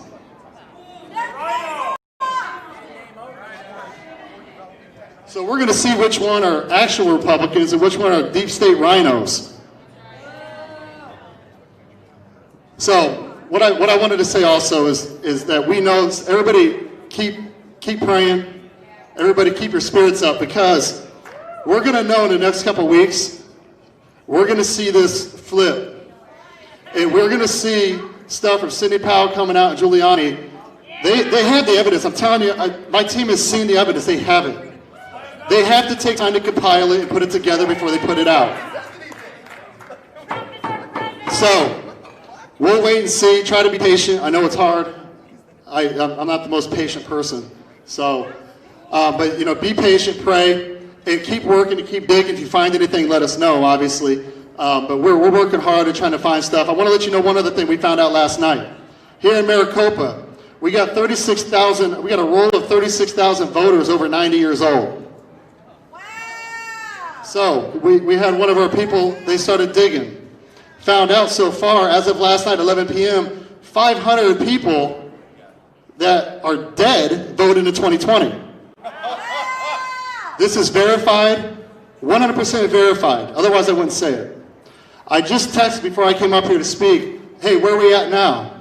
Because it was just a small number they went through. They have 40 people working on this all night long, digging in obituaries and looking up stuff, and checking Lexis, whatever it's called, yeah. And so they're all verified through that, these 500. Now, I texted him, he said, Josh, we're at an estimated 1,000 right now. 1,000 dead people voted in Maricopa. Now, the combination of stuff like this and what we know about Dominion from Sidney Powell should, you would think, be enough for these four to be like, we cannot have an election that we can be proud of or have any integrity at all if we certify it right now without an audit. All they have to do is say, we will look at certification of this election after an audit, independent forensic audit and everything, all the equipment, then we can have a free and fair election. And I think, at least as far as I'm concerned, if that happens, it would be an acceptable outcome. And I think most people feel the same way. But I do get an odd feeling when Republicans, with Democrats obviously, but when Republicans are fighting so hard not to have one. Yeah, the swamp is deep, and the people, and we all know there's something crooked going on, and that's why we want the audit. And we will not stop. We're not going to stop till we get an audit. It's going to happen. I have a new affidavit going out tomorrow, or actually tonight. It's going to be emailed to them, and then I'm going to certify and mail to them tomorrow, and it has penalties built in, financial penalties. So if they want to keep playing games, they're going to pay the price. Now, I've done this around the country with opening gyms around the country, moving them into the private so they don't get screwed by these tyrannical governor lockdowns and these orders. It's the same concept. If you're going to mess with me, you're going to pay the price. So what's the best way to make people listen? Their pockets, right? So they've probably never been, I guess, attacked like this before, I guess you would say. They probably never have. But we need to do everything we can to make sure this audit counts. If this audit goes through like we're demanding, I'm not requesting. I'm not an official under oath like, Andy Biggs and Gozar and those guys and Debbie Lesko. They have to request this. They can't. They're under the public. I'm not under oath in the public. I'm a private citizen here. I'm one of the people. So I can do certain things that they can't. They have to request it nicely, right? Their nice letter they wrote. We request this. And I'm not requesting, I'm demanding that this happens. And if you don't, you're breaking your oath of the Constitution. And trust me and my people, we're going to see it through all the way to the end. So keep the faith. Keep the faith up. Like I said, pray. It's all going to happen. It's going down, just like Lindsey Powell's been saying. It's going down. You heard about Seidel. You heard about all this stuff. It's all true. So just keep the faith, and like I said, just try to be patient, and we're just going to keep fighting all the way through to the end. Well said. Thank you. Give it up for Josh Barnett, you guys. So, when he was talking about forensic evidence, I did a little bit of research on this. Did you guys know that they can trace the ink that was used on these pens to the same batch of pens? That's forensic evidence right there. And it just so happens that these same ballots that have all the same ink on them, yeah, they also have the same fingerprints on them. Yeah, so fingerprints and ink, that's enough evidence right there. And then when we get into Dominion and the Kraken, and the fact that all of this digital information has actually been being like observed and cataloged through Kraken, we got them by the balls, you guys. And we're not letting go, are we? No, we're not. And Sidney Powell said herself, if you certify this election, you want to speak, right? If you certify this election, you certify your own fraud. So if they are naive enough to certify this election, we just squeeze them a little bit more. And we got them, you guys, and we got them. And it's really not all that hard to see. What it's going to take is patience on our part, because the media is trying to demoralize us. The media is trying to break us up. The media is trying to convince us that we don't have them where we want them. But I'll tell you this right now, Dominion would not be scattering like a bunch of roaches if they weren't scared, okay? And I'll tell you this right now, they wouldn't be rushing this certification if they weren't shaking in their little booties, okay? Because that's exactly what they're doing. You guys, the kickbacks these people received, yeah, we got that too. Because I want you to think about something. Before I hand the mic off, I want you to think about this. For 3.5 years now, if you count prior to the election, for 4 years, some of the highest levels of power in this country were used and weaponized against this administration. They tried a coup. They tried an impeachment. They tried the Russia hoax. They tried sexual harassment, all this stuff in the media. And Donald Trump was squeaky freaking clean. All right? And the fact that this man is squeaky clean has caused all of this black magic BS that these Mockingbird media outlets are pushing to backfire. Okay? So this is going to backfire too. And I'm going to tell you right now, the military, the intelligence community, they saw this coming. You guys know what blockchain watermarks are? Blockchain watermarks is basically like, you guys know how like you go get a check from your employer and the bank verifies that check is real because of what is known as a watermark. It proves that the document is real, that it's legal, and that it is not fraudulent. All of the real legal ballots had blockchain watermarks, okay? So what that means is that all of the fraudulent ballots, we know they're fraudulent. That means that all of the real ballots, we know where they went, we know who voted for what, and we know whose vote was changed, all right? We have all the data we need, you guys. So instead of worrying about what the Mockingbird media says, instead of paying attention to what our naive friends believe, I want you guys to be excited. I want you guys to be ecstatic because we won, baby! And not only did we win, we won huge. According to the military, according to the surveys that we took in Germany, you guys, Donald Trump won, I think, like 410 electoral votes. It was a massive landslide. It was a red wave. We broke their algorithm, you guys. We had so many people voting for Trump that they had to scramble just to try to steal the election. And they couldn't even do that! So I'm going to introduce to you a lady that is very passionate. She has been here quite often. We have an email list. We have an email list. She's got an email list. If you guys want, put your name and your email address on here, and we will get in. Please, please, please write legibly. And we will get to you guys about when we're going to be doing events, whether it be over here at the county recorder's office or what it is that we're doing here and stuff like that. All right, so the next woman I want to introduce you to is named Candace. She's been here for quite some time. She's very passionate. She's a mother. She's a believer in God. And she's a real American patriot. Give it up for Candace! Okay, so this is from the nationalarchives.gov. They said, Abraham Lincoln called the Declaration of Independence a rebuke and a stumbling block to tyranny and oppression, it continues to inspire people around the world to fight for freedom and equality. And our Declaration of Independence reads, when in the course of human events, if it becomes necessary for one people to dissolve the political bands which connect them with another and to assume among the powers of the earth the separate and equal station to which the laws of nature and of the laws of nature's God entitle them, a decent respect to the opinions of mankind requires that they should declare the cause which impel them to separation. We hold these truths to be self-evident, that all men are created equal, that they are endowed by their Creator with certain inalienable rights, that among these are life, liberty, and the pursuit of happiness, that to serve these rights, governments are instituted among men, deriving their just powers from consent of the governed, that whenever any form of government becomes destructive of these ends, it is the right of the people to alter or abolish it, and to institute new government laying its foundation on such principles and organizing its powers in such forms as to them shall seem most likely to affect their safety and happiness.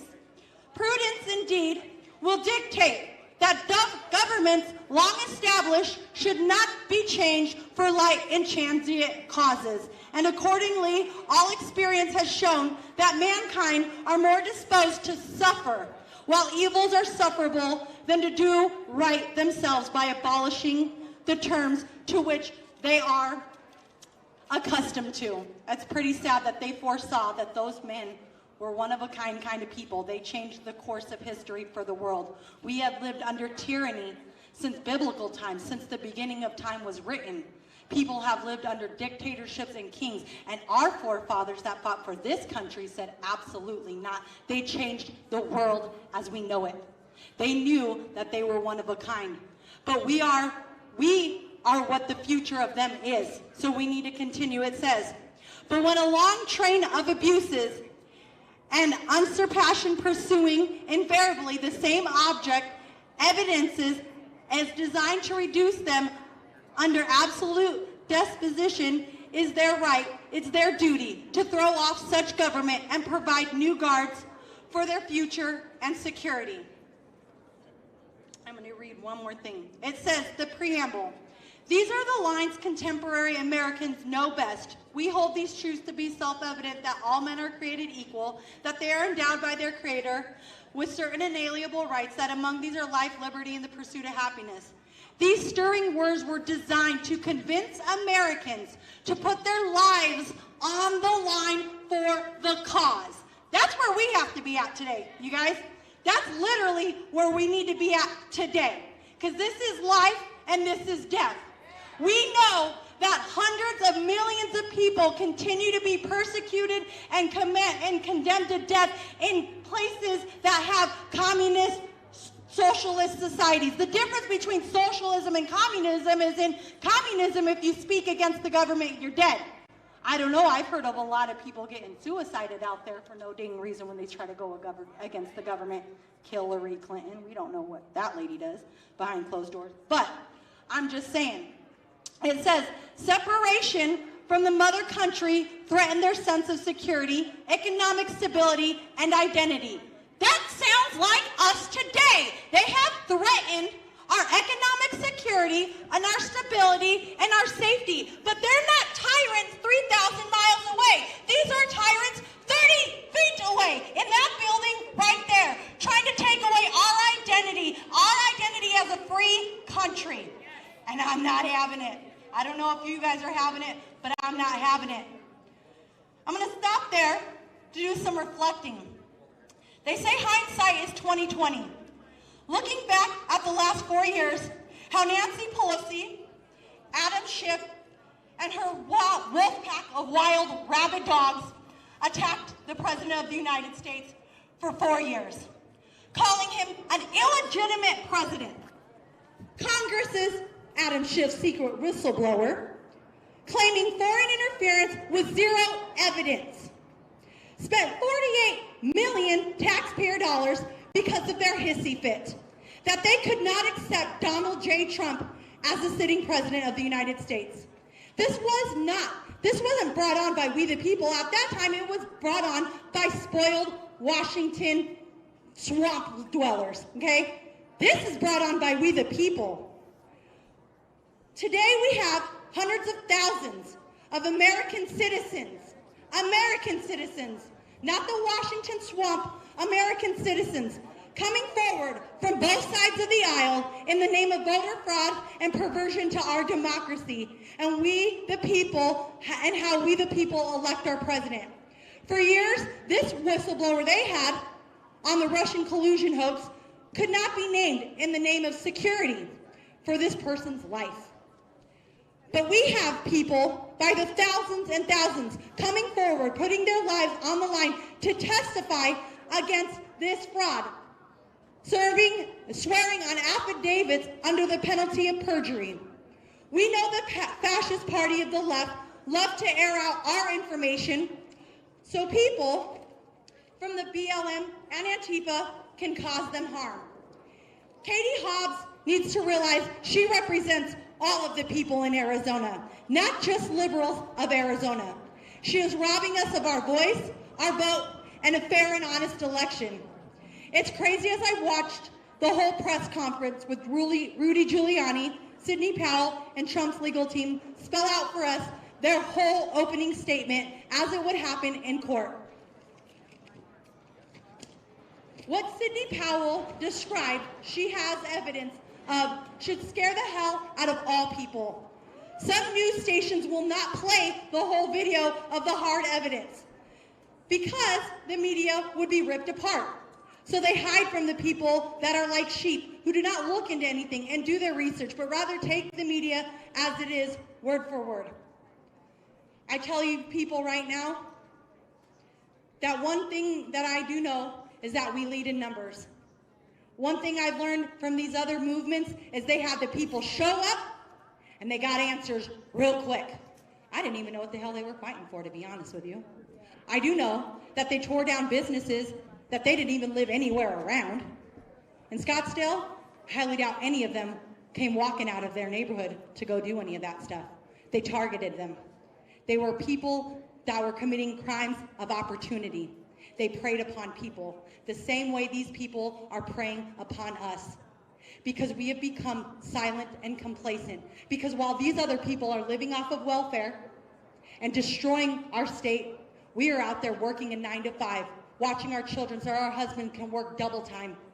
I stand here alone a lot without my husband because he works 2 jobs a day to make sure we have what we've got. I know a lot of us can't be here every day because we have commitments to family, and God and our family come before anything, but of course our country is right there with us. That's why we're here today. I have to tell you guys, we have to be willing to pick up more numbers, and we have to be willing to take this fight for the long haul, that no matter what they try to tell us is happening, that we must stand up against it. We need to get people from all 4 corners of this state. We need to start getting them rallied down here, and we need to keep pushing the pedal and pushing the pedal. We know we have livelihoods to protect. Those other people weren't scared of what was going to happen to them. They think that whatever their political or their agenda is, they can just do whatever they want and claim social injustice. We don't have that privilege. We will be thrown out of our jobs. Most of us will be taken away from our places of work if we even express that we support Trump or our country. It's pretty sad to live in a day where our American flag, where people of all nationalities and all backgrounds have given their life to die to defend, is now called a symbol of racism. I've seen it. I've seen it. I seen it on a tweet. They said, what is one of the most racist symbols you see out there today? And I can't tell you how many people retweeted the American flag. That's what we live in today. That's what we live in today. I'm getting scared. That little boy right there, he doesn't know what white privilege is. He never will. He's going to work fairly and honestly, just like the rest of us. And I hate this sense of entitlement that certain people feel among themselves. What percentage of what you work for is somebody else entitled to? And that's nothing. Absolutely nothing. It is not to say that Jesus did not say to help the least of these. Our poor elderly and veterans live off of very little. I don't mind handing out money to be able to support the elderly. They've been there, they've paid their fair share, and have even gone and fought in wars. Did things we could never even think to have the balls of doing, seen things that we probably could never come back from, and they came back and they made it, and they paved the way for America today. I don't mind helping out the least of these, but I do mind helping out those people that take advantage and become criminals, crimes of opportunity. And that's what we create with this welfare system, this give me entitlement. That's why taxes are going to be higher. When other people are fighting for this country to get in here tooth and nail, shoving their kids over the border just in hopes that their kid can be on this soil and be able to stay here. So that way they can be able to have the chance to fight, to have the American dream. If they think so much of our country, why do we have so many people so divided, calling this the worst place on earth, but you couldn't pay to get them to leave? We are not the same. I hope you look around you and realize who your battle buddies are. Because if it came down to it, you need to look to your right and to your left. Because these will be the people that are fighting right alongside of you. May it never come to those days, but if it does, I look forward to seeing you guys on the front line. Hold the line, you guys, and stand your ground. Give her a round of applause. And while she was saying all that, I couldn't help but think of the whole no retreat, no surrender. This is America, right? This isn't Venezuela. This isn't China. This isn't Cambodia. This isn't Russia. We saw this coming, you guys. And because we saw it coming, they walked right into our trap. Did you guys know that rat poison tastes really good to rats? It tastes sweet, okay? Yeah, that dirty money that they took, that might as well be rat poison, okay? It tasted sweet at the time, but we got them where we want them. We got them in the mousetrap. We got them cornered, and we're not letting go. So the next man I want to introduce you to is an awesome patriot. I love this guy. He has been out here day in, day out. He's passionate, he's patriotic, and he's a real man's man. Let me introduce Hoovie from the Proud Boys!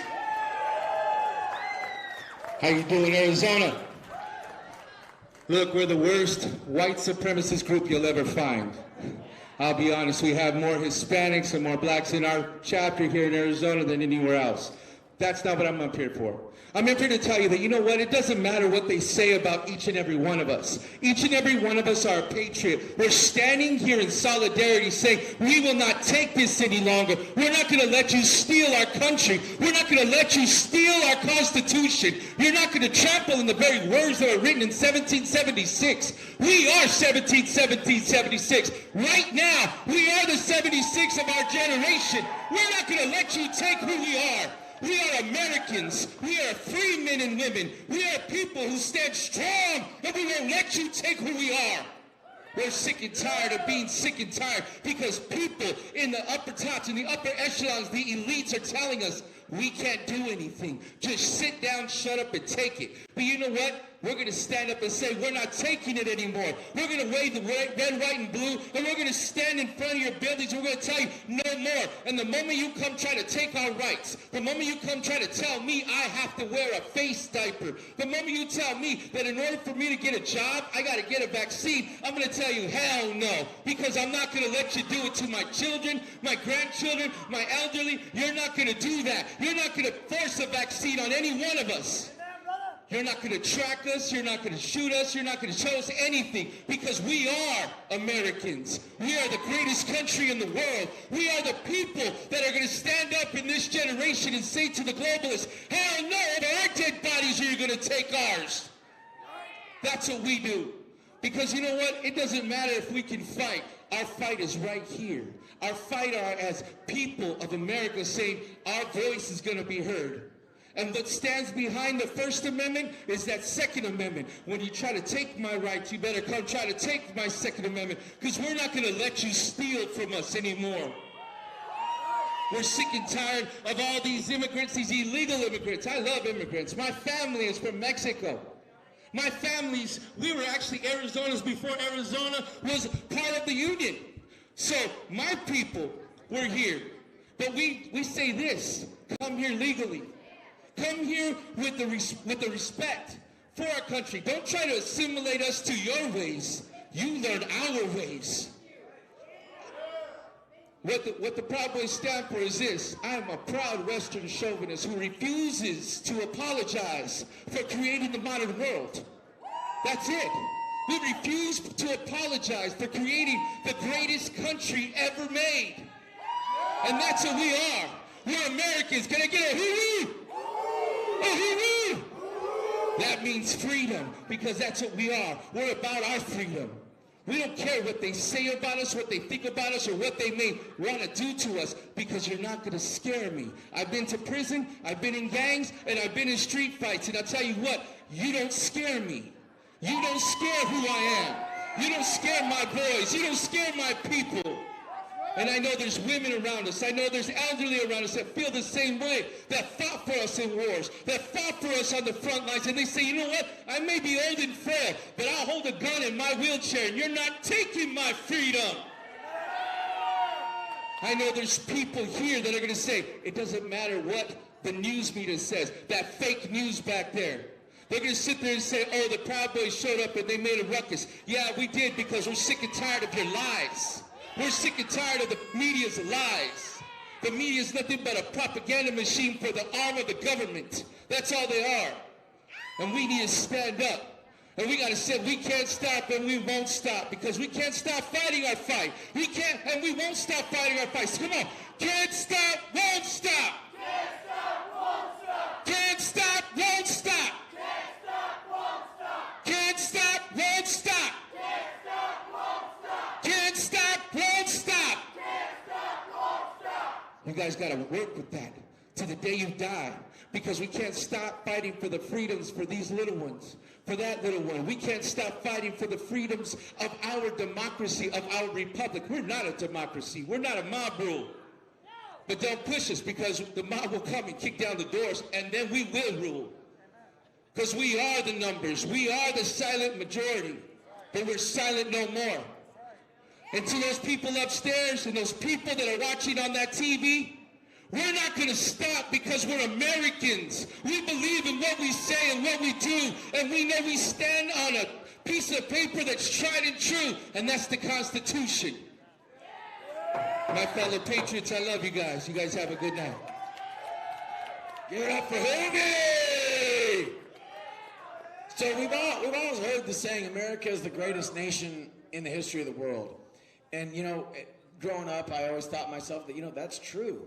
And then I found out about, you know, what George W. Bush was up to, George H.W. Bush, what Obama was up to. And I'm like, oh, my God, they're trying to destroy this great nation. So I wanted to figure out what makes us so great.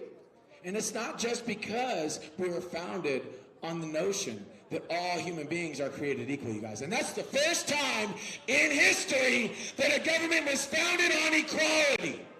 Okay? That's one thing that makes America great. Another thing that makes America great is this, you guys. We have taken the forms of government from all over the world, all throughout history, and we learned from their mistakes. We created a representative republic, a government that has checks and balances to power, you guys. That means that the executive branch can't go too crazy. The legislative branch can't go too crazy, and the judicial branch can't go tyrannical unless we the people allow it. And people allow it because they don't know. They were taught in schools, like many of our kids, that America is a bad country, that we were founded on slavery and genocide and all that stuff, and that's not the case at all. That's not the case at all. What we were founded on is equality, you guys. What we were founded on was this notion of declaring independence from tyranny.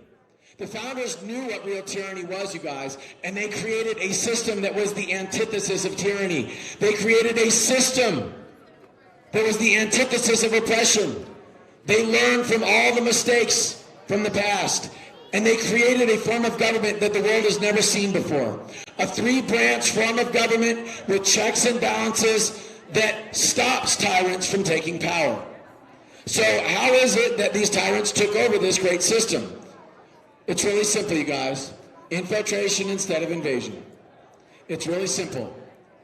They infiltrated certain key portions of our government and of our system, and then they used these key portions of the government to leverage the entire government. They created, through infiltration instead of invasion, they created a centralized power in Washington, D.C.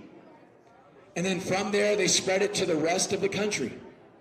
And now that the American people are waking up, now that we see their formula for tyranny, now that we see their moves toward oppression, now that we see their power grabs plain as day, we're taking our country back! And the best part is, you guys, we don't even have to fire off a shot. The best part is, because of the brilliant intelligence to people like brilliant IQ people like Donald Trump, the intelligence officers in the military and stuff like that, we, ladies and gentlemen, are taking back our country non-violently, the way that the founders designed. This is also part of why it is that we live in the greatest country in the world, you guys, because we can literally overthrow our government peacefully every 2 and every 4 years. Really think about that. That if we can assure the integrity of our elections, if we can ensure the integrity of our elections, then we can and we will overthrow tyranny again and again and again and again.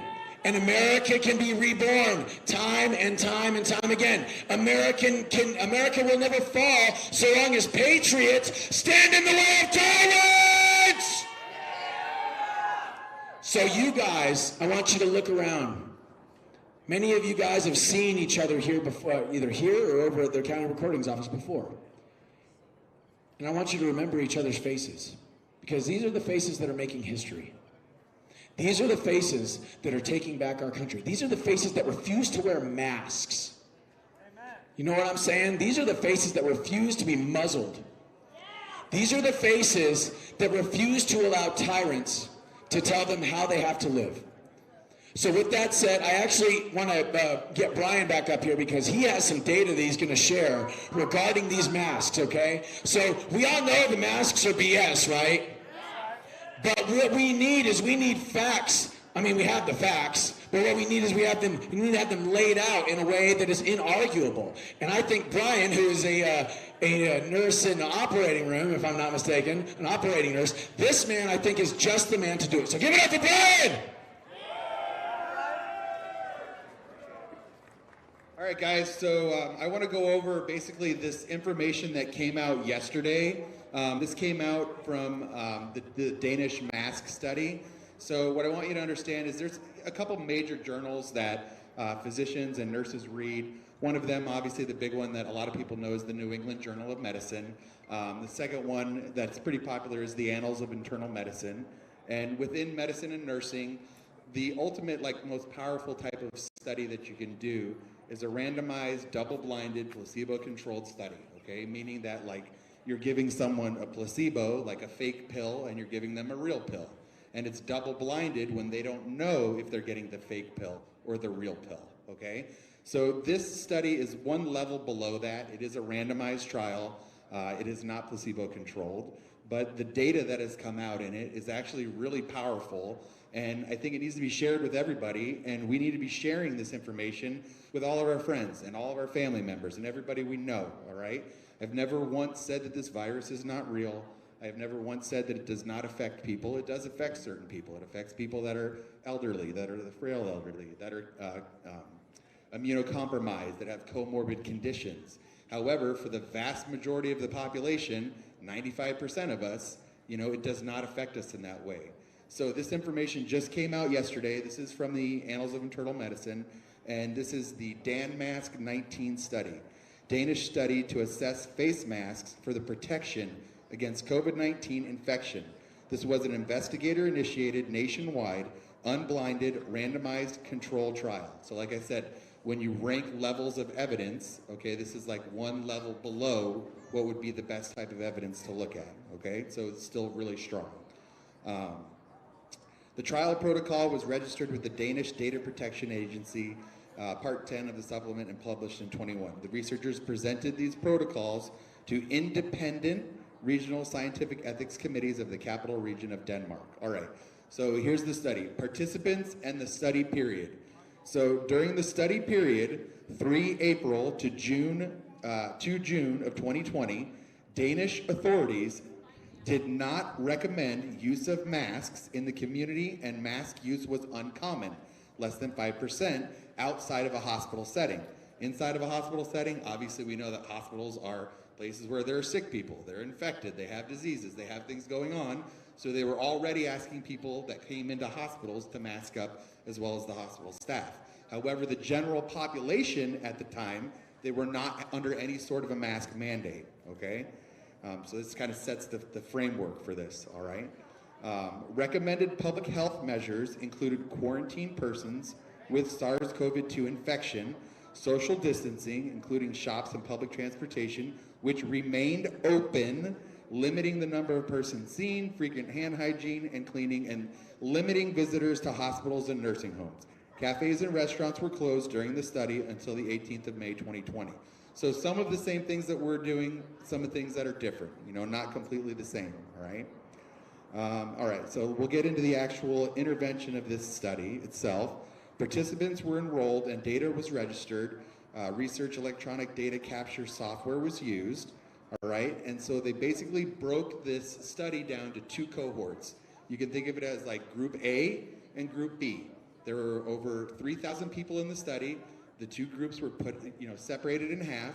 One of the groups was basically masked, and they were to wear their masks for any time they were outside of their home for more than 3 hours.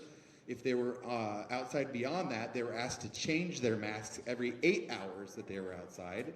The other cohort, Group B, they were basically unmasked the entire time during this trial, so not wearing masks, all right? The information that they found in this, so they tested them doing 2 different tests, antibody testing and viral polymerase chain reaction testing. So they basically evaluated them 2 different ways as to whether or not they actually did develop COVID-19. So whether it was the masked or the unmasked. And what they found was that hold on one second. Here we go. Sorry, this is hard to read on a phone. So they found that 1.7% of the population that was masked wound up developing COVID-19, or that was unmasked. They found that 2.1% of the unmasked population wound up developing COVID-19. So literally they found that there was a difference in 0.4%, which was not statistically significant, all right? So if you're in medicine or you study statistics or you're involved in math work, like that unless something is statistically significant, all right, then it doesn't really have any value, all right? The other important thing to look at is what's called confidence interval. So confidence interval means that if you had to run this test 100 times, all right, in the medical world, if you get a confidence interval that's above 90 or 91%, like that's considered really good, all right? That's considered, you could do this test over and over and over again 100 times, and 90 or 91 times out of that 100, you would get the exact same results. So what did they find in this mass study was that they had a confidence interval of 95%, meaning if they did this study 100 times, 95 out of that 100 times, they would get the exact same result, which states there is no statistically significant difference in whether or not you wear a mask or you don't wear a mask. Not only that, they furthermore went on to say, for those that wore a mask, they don't know that if they wound up, that data point, if it was where it was at, because they were masking up people that had already been infected, so they weren't actually spreading it to somebody else because it was closed off within the mask, or it was actually they weren't getting the infection because they were wearing a mask. So it could very well have been that the other 1.7% was literally just closing off the virus from spreading out. They don't even know. So what I'm trying to say, for you guys to understand is that there is all this data out there, all right? This stuff continues to come out every single day, and it literally reinforces the same thing, which is we don't actually know 100% whether these masks work or not. However, what we are seeing in hospitals is that the rates of bacterial pneumonia and people that are hospitalized for bacterial pneumonia is skyrocketing. Because what are people doing? They're wearing masks all day long, and they're coughing and they're sneezing and they're touching things and they're touching germs on the ground everywhere they go, and then they're touching their face, and then their kids are pulling their masks off and they're putting them on, or they're trading them with kids at school, or there's literally just this, germ world that we live in, okay? And by having that mask on, what are you doing? Every time you go to adjust it, you're bringing that mask and you're bringing your fingers right up to your face. And all that grimy stuff, all that bacteria that lives out there, you're bringing it right up to your nose, bringing it right up to your mouth. So what I'm trying to explain to you guys is a mask mandate is not the same as a law, all right? This is not a law that you have to wear a mask, okay? And people need to understand that, Like, I know people that consider themselves patriots and that they consider themselves, people in this movement that are, fighting for our freedom, but yet they'll still wear masks in grocery stores if they're not sick. And I wonder to myself, like, didn't I see you at this rally? Didn't I see you speaking out? Didn't I see you yelling, screaming? And then you're completely like undercutting what you're doing by wearing a mask into a store. And because you're participating, in this propaganda, all right? Like, I would encourage people, if you're not, if you're sick, wear a freaking mask, all right? Let's be realists. If you're sick, wear a mask, stay home. Don't go to work, don't go to school. If you're not sick, you're not immune compromised, you're not the frail elderly, there's no reason to have to cover your face up like this. Every time I see a little kid going into a store with their parents and he's 3 or 4 years old and he's got a mask on, it literally makes me mad. It makes me angry. I don't like it. I don't like seeing it.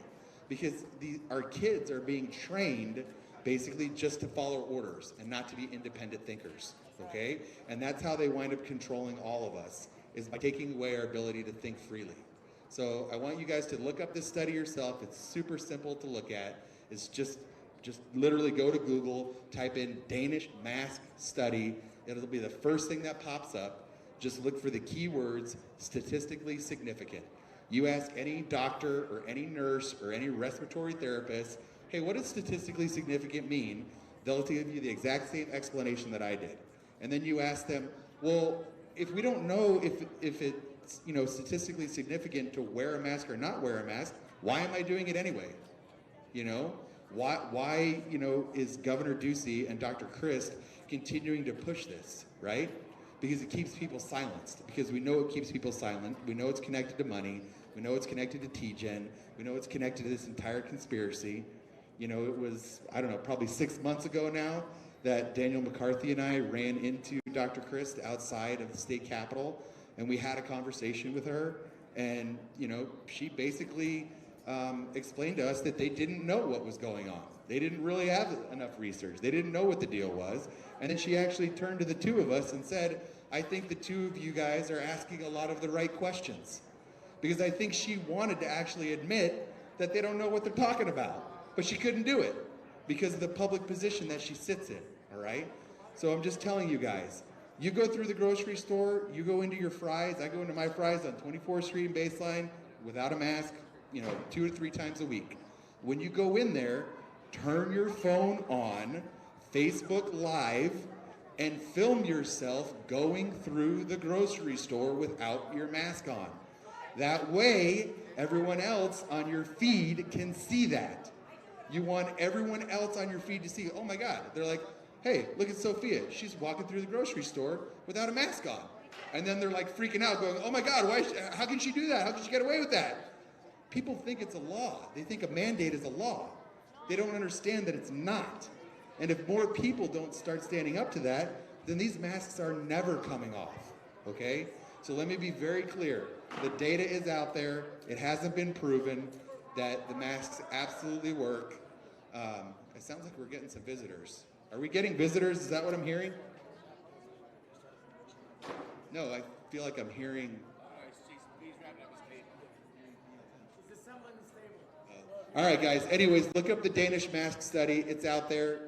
It just proves everything that we've thought all along, that none of this makes any sense. Thanks, guys. All right, you guys. So we're thinking we're going to wrap it up and head back over to the recording center or the recording building. It's right down the road, 510 South 3rd Avenue. Before we do that, though, you guys, I want to hear your warrior. Andrew, did you want to tell your story, or are you good? Okay, basically, our friend Andrew over there almost got arrested for not wearing a mask in Fry's, you guys. Yeah. Got an update? What's it? All right, here's Jack.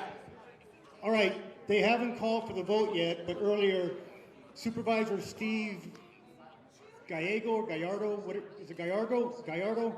Okay. One of the supervisors commented about the transparency of the process, that some of the people viewing, they're kind of getting glazed over with all the technical terms they're talking. And Supervisor Gallardo's response was, he cut in and he said, well, it's time for those people to shut up or put up. Well, you know what? We're here. They're locking us out. So how can we put up if they're shutting us out? It's time for them to put up or shut the hell up.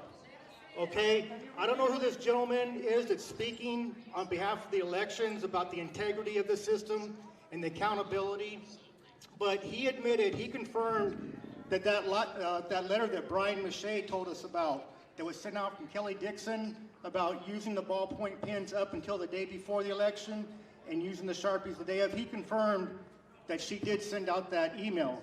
What I found funny about that email is he admitted that in early voting, they found out that they were using fine tip Sharpies. And there was significant bleed through on the ballots. So then they started, they said, okay, we're gonna switch to ultra fine tip Sharpies, because they did some tests and they still bled through a little bit, but not as much as the fine tip, but they had to order them. So he had her send out to all the precincts to use ballpoint pens only up until November 2nd, and then miraculously, coincidentally, all of a sudden, November 3rd, truckloads of ultra-fine point Sharpies showed up. We're still waiting on the results on if they're going to certify or not. Mr. Grillo, what you said earlier, I didn't catch the beginning. What's that? The beginning. Angie, would you like to say something? I think you should. I think we'll wrap it up with Angie Russo, you guys. This woman is with Parents for Purple. She's helping us take Arizona's education back from these communists and these globalists. She's helping to educate our children and save them from people like, what was that woman's name? Kathy Hoffman. You're helping us. She's helping save us from Kathy Hoffman, who took her oath of office on top of a Dr. Seuss book. So give it up for Angie Russo!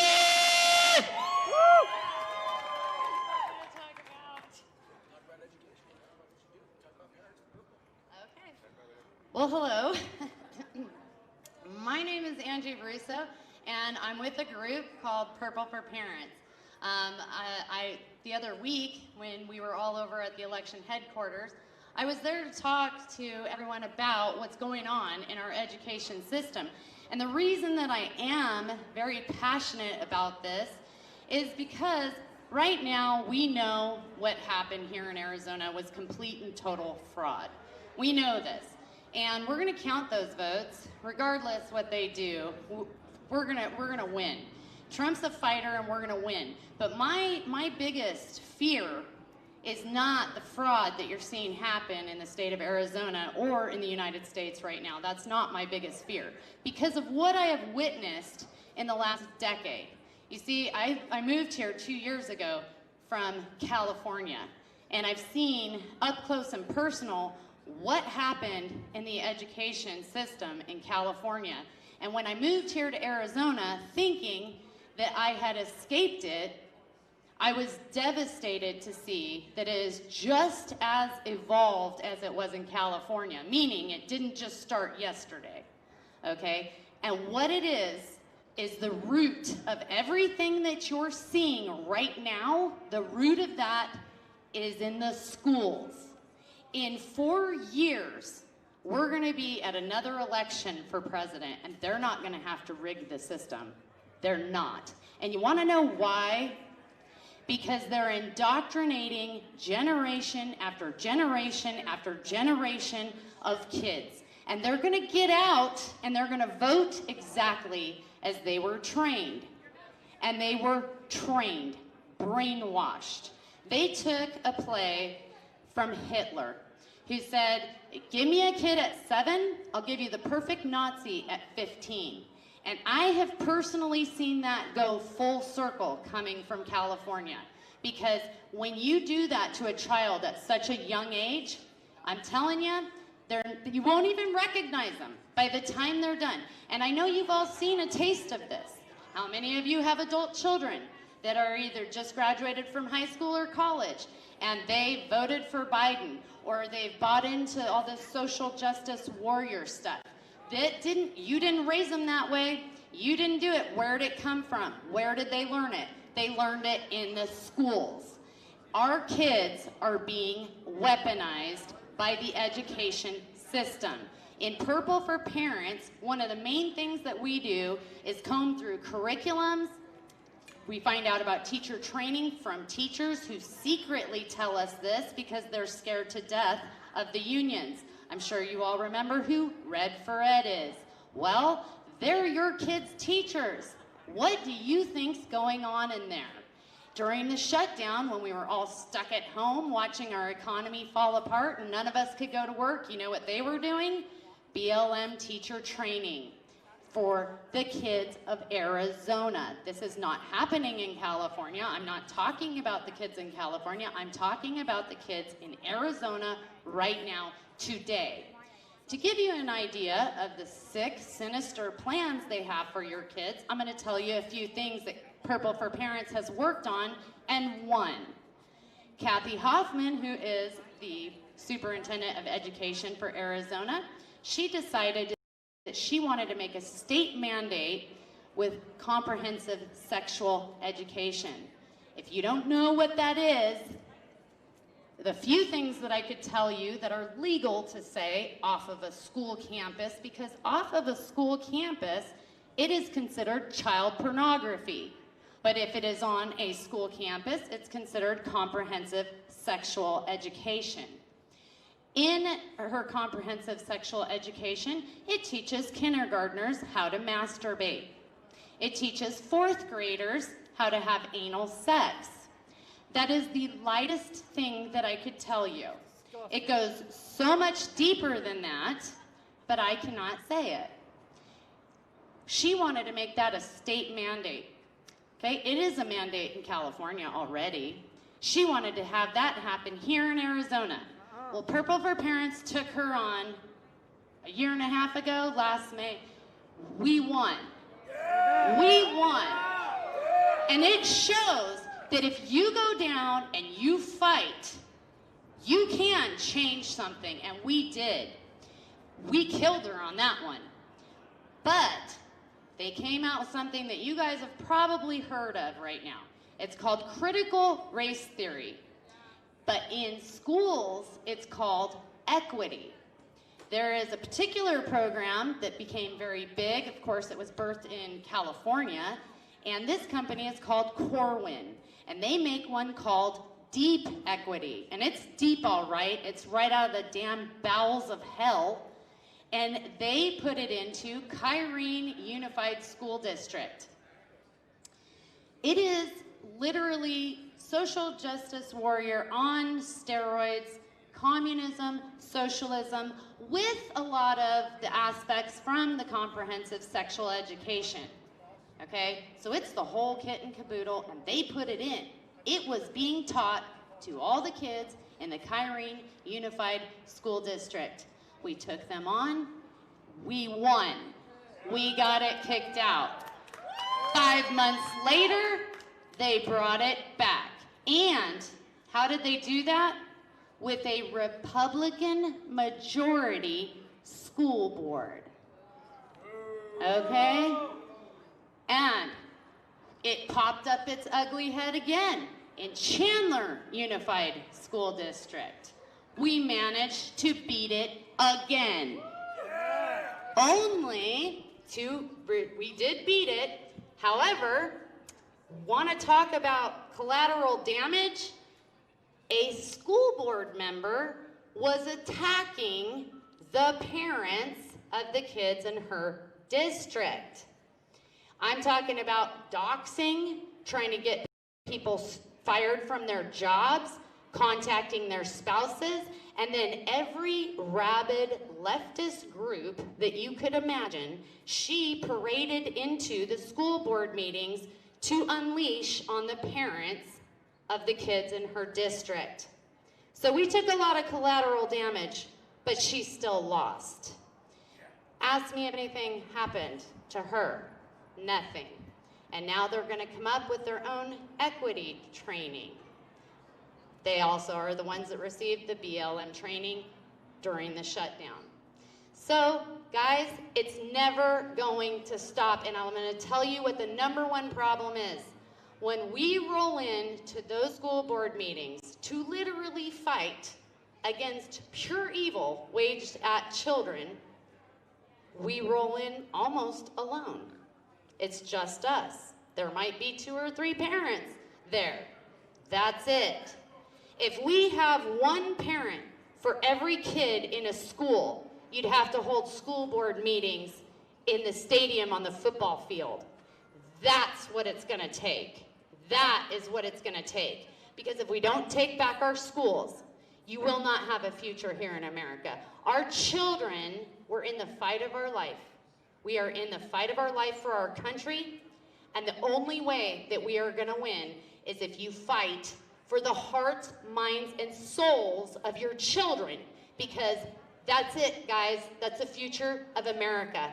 It is the root of everything you're seeing right now, and in 4 years, those kids aren't going to fight it. They're going to follow right along. You're going to lose your kids, and you're going to lose your country. And it's happening right here in Arizona every single solitary day. I highly suggest everyone, I don't care if you have kids, if you don't even have kids, if you're an American, if you're a taxpayer, this is your problem. This is absolutely your problem, and I invite you all, I beg you all, please come to the battlefield for the hearts, minds, and souls of America's children. Join Purple for Parents. We're on Facebook. We're also on MeWe. Join us. We'll give you all of the information. We live stream regularly. We bring you all the evidence that we find, from curriculum to interviews, you name it, and we put out calls to action where we need you. And you let us know. You see something happening in your kid's school, or if you've seen it on the Zoom, let us know. We're here to help. But we're only as strong as all of us together, and together we can do this, just like we are right now, right here, where we are tonight. This is how it's done, guys, but we've got to wrestle our kids away from the evil, godless left. We have to. So please, join Purple for Parents and help us fight the good fight. God bless you guys. Thank you very much. Give it up for Angie Russo, saving our kids from communists, globalists, and pedophiles. All right, so final speaker. I know I said she was the final speaker, but this woman here has some very significant testimony. Her name is Summer, and I'm just going to let her tell her story. Summer, go ahead. Hi guys, my name's Summer. I was running the Queen Creek, Arizona polling center at the Communiversity location. We heard somewhere around, I don't know, 8 o'clock that they were making people only use Sharpies, and they were only handing out Sharpies. So one of my fellow Patriots went out to Staples and bought a couple of boxes of just regular gray Bic pens. We were handing them out to people 75 feet and back, to anybody in line that wanted one. We weren't asking, are you Republican? We weren't asking, are you Democrat? We didn't ask who you were voting for. We just said, if you want a pen, here's one. They're only using Sharpies. So I'd say 80% of all the voters took one. And once the people, the poll workers inside, found out that we were handing out the pens outside, all of a sudden, these pens were causing problems. They were gumming up the machines. They were smearing because they wouldn't dry quick enough. Well, let me tell you what I did. One of the voters brought out one of the Sharpies, so I have one of the Sharpies that they were using. It did bleed through, and it wasn't the tiny, super ultra fine Sharpies that they were saying they were using. They were the fine tip, and it went all the way through my mail-in sample ballot, which is thicker than our actual voting ballots that we have. Then I used my pen. I waited 10 seconds because it's going to take a little bit longer than that to go put your ballot through the machine. And I used my thumb and tried to smear the stuff because they were saying, oh, well, mail-in ballots didn't cause a problem with pens because the mail-in ballots sit for several days and they're dry. Well, so I took every opportunity to use my pens to try to get them to smear after 10 seconds or longer. Never. I waited 3 seconds, still did not smear. So they're sitting up there right now deciding that there is no corruption here in Arizona, that the pens were causing the problems, not the Sharpies. Well, let me be the first to tell you, those pens that we were handing out on voting day, November 3rd, was absolutely not causing the ballots to smear. They were not gumming up the machines. It's the same pens that I used the day before at the location without any problems. So I just want...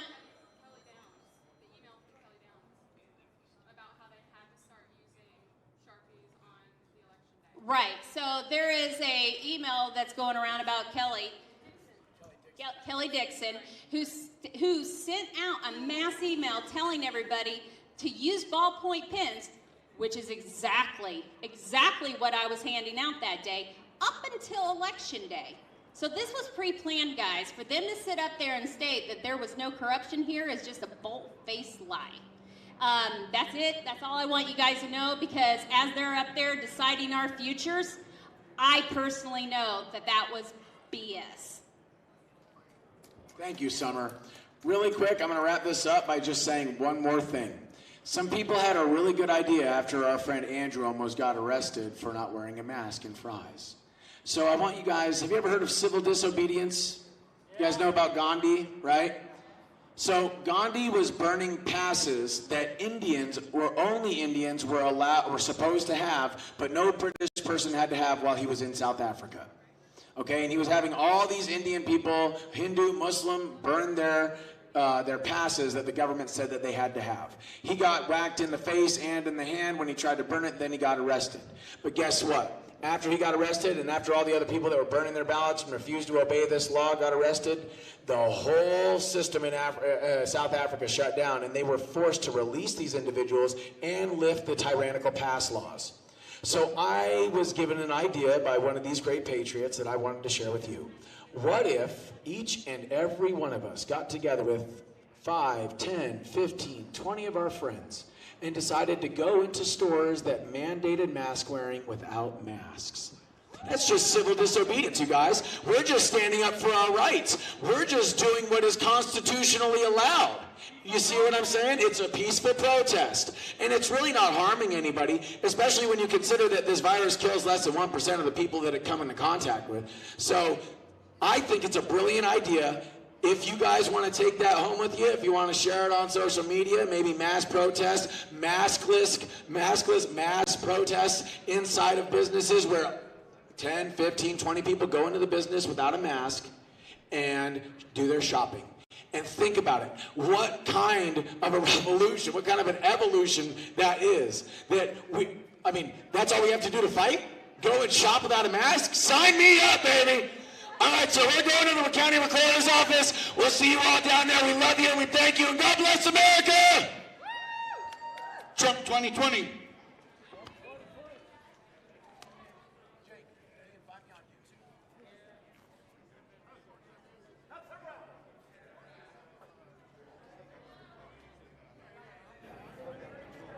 All right, everybody, thank you so much for joining us. And those of you sticking around, we appreciate it. We're going to be leaving here, which is 201 West Jefferson right now, and head over to the elections office. We're going to continue streaming live. A bunch of us headed over there as apparently some of them are in this building right here attempting to certify the election with so many questions. Not sure how they can do that with good conscience. So with that said, we are going to head over to the elections office on Lincoln. So I'm gonna cut my mic and we're gonna walk. I'm gonna turn the sound down so while we're walking over there, please stick around. If you like what you see and support independent media, please like, share, subscribe on Facebook, YouTube, Twitter, and Periscope. We appreciate it. Thank you so much.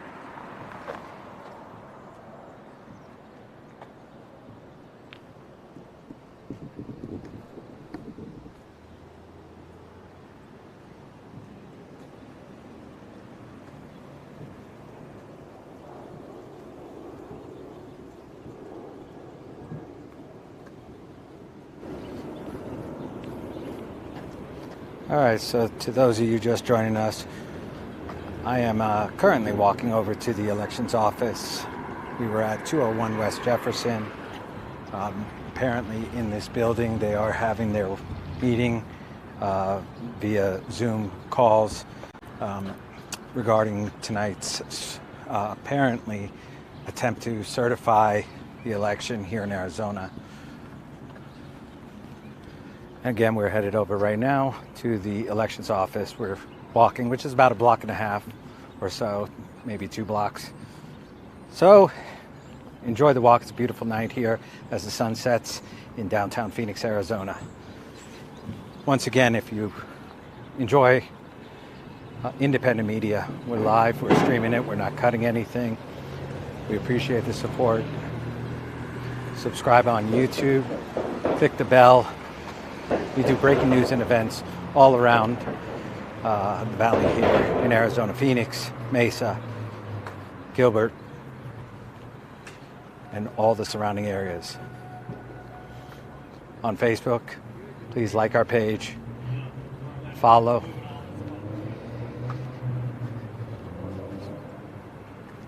I know you. Hey, what's going on, man? What's up, dude? How you doing? See you, bro. Yeah, I gotta go grab my wife.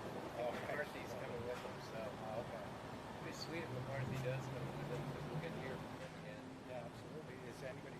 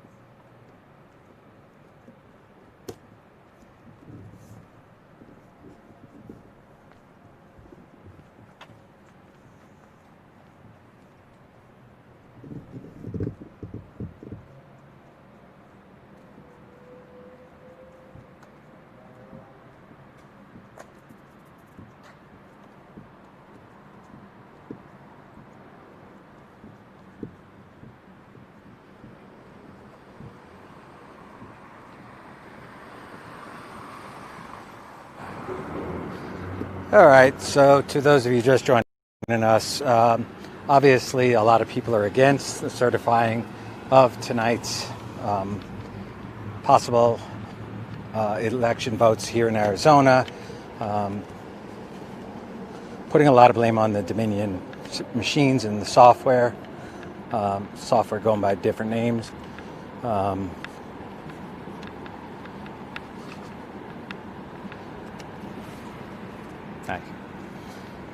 So therefore, a lot of people are against the certifying of the state of Arizona because of this. So Not sure if you can see. It's about a block. Actually, close to 2 blocks away.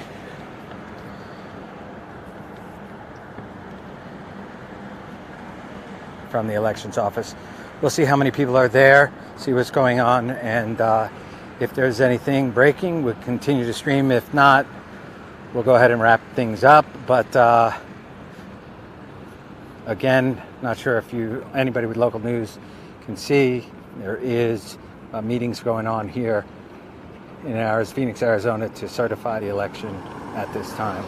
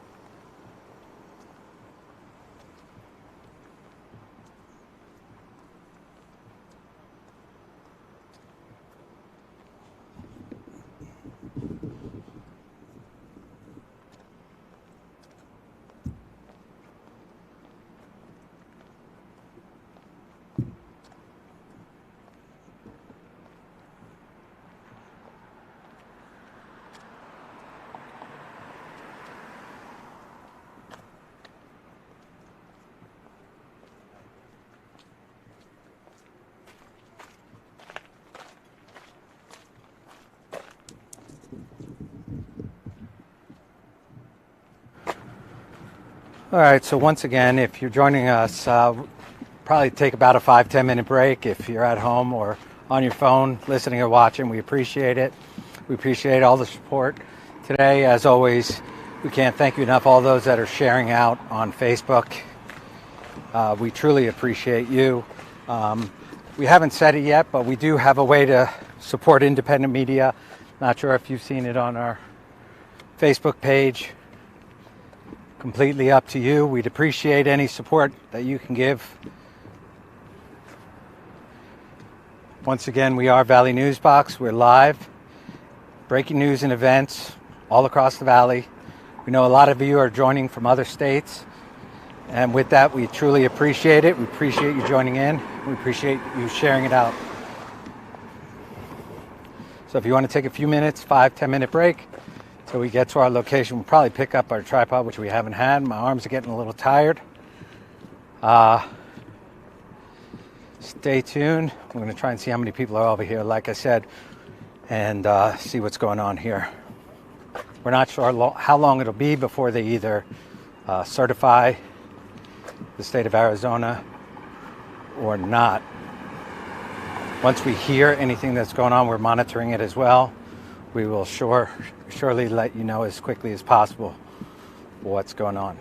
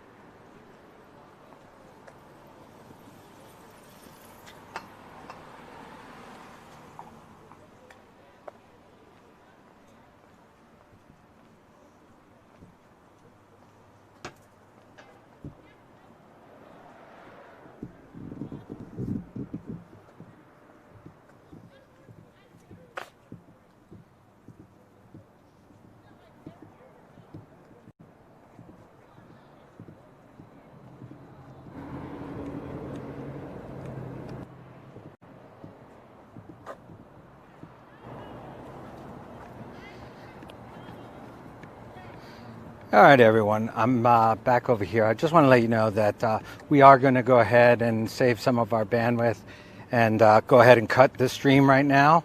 We're going to cut the stream, and if we have anything breaking, we will surely stick around for a little bit and come back live. Stay tuned. Thank you, everyone. Hold on, please. I'm trying to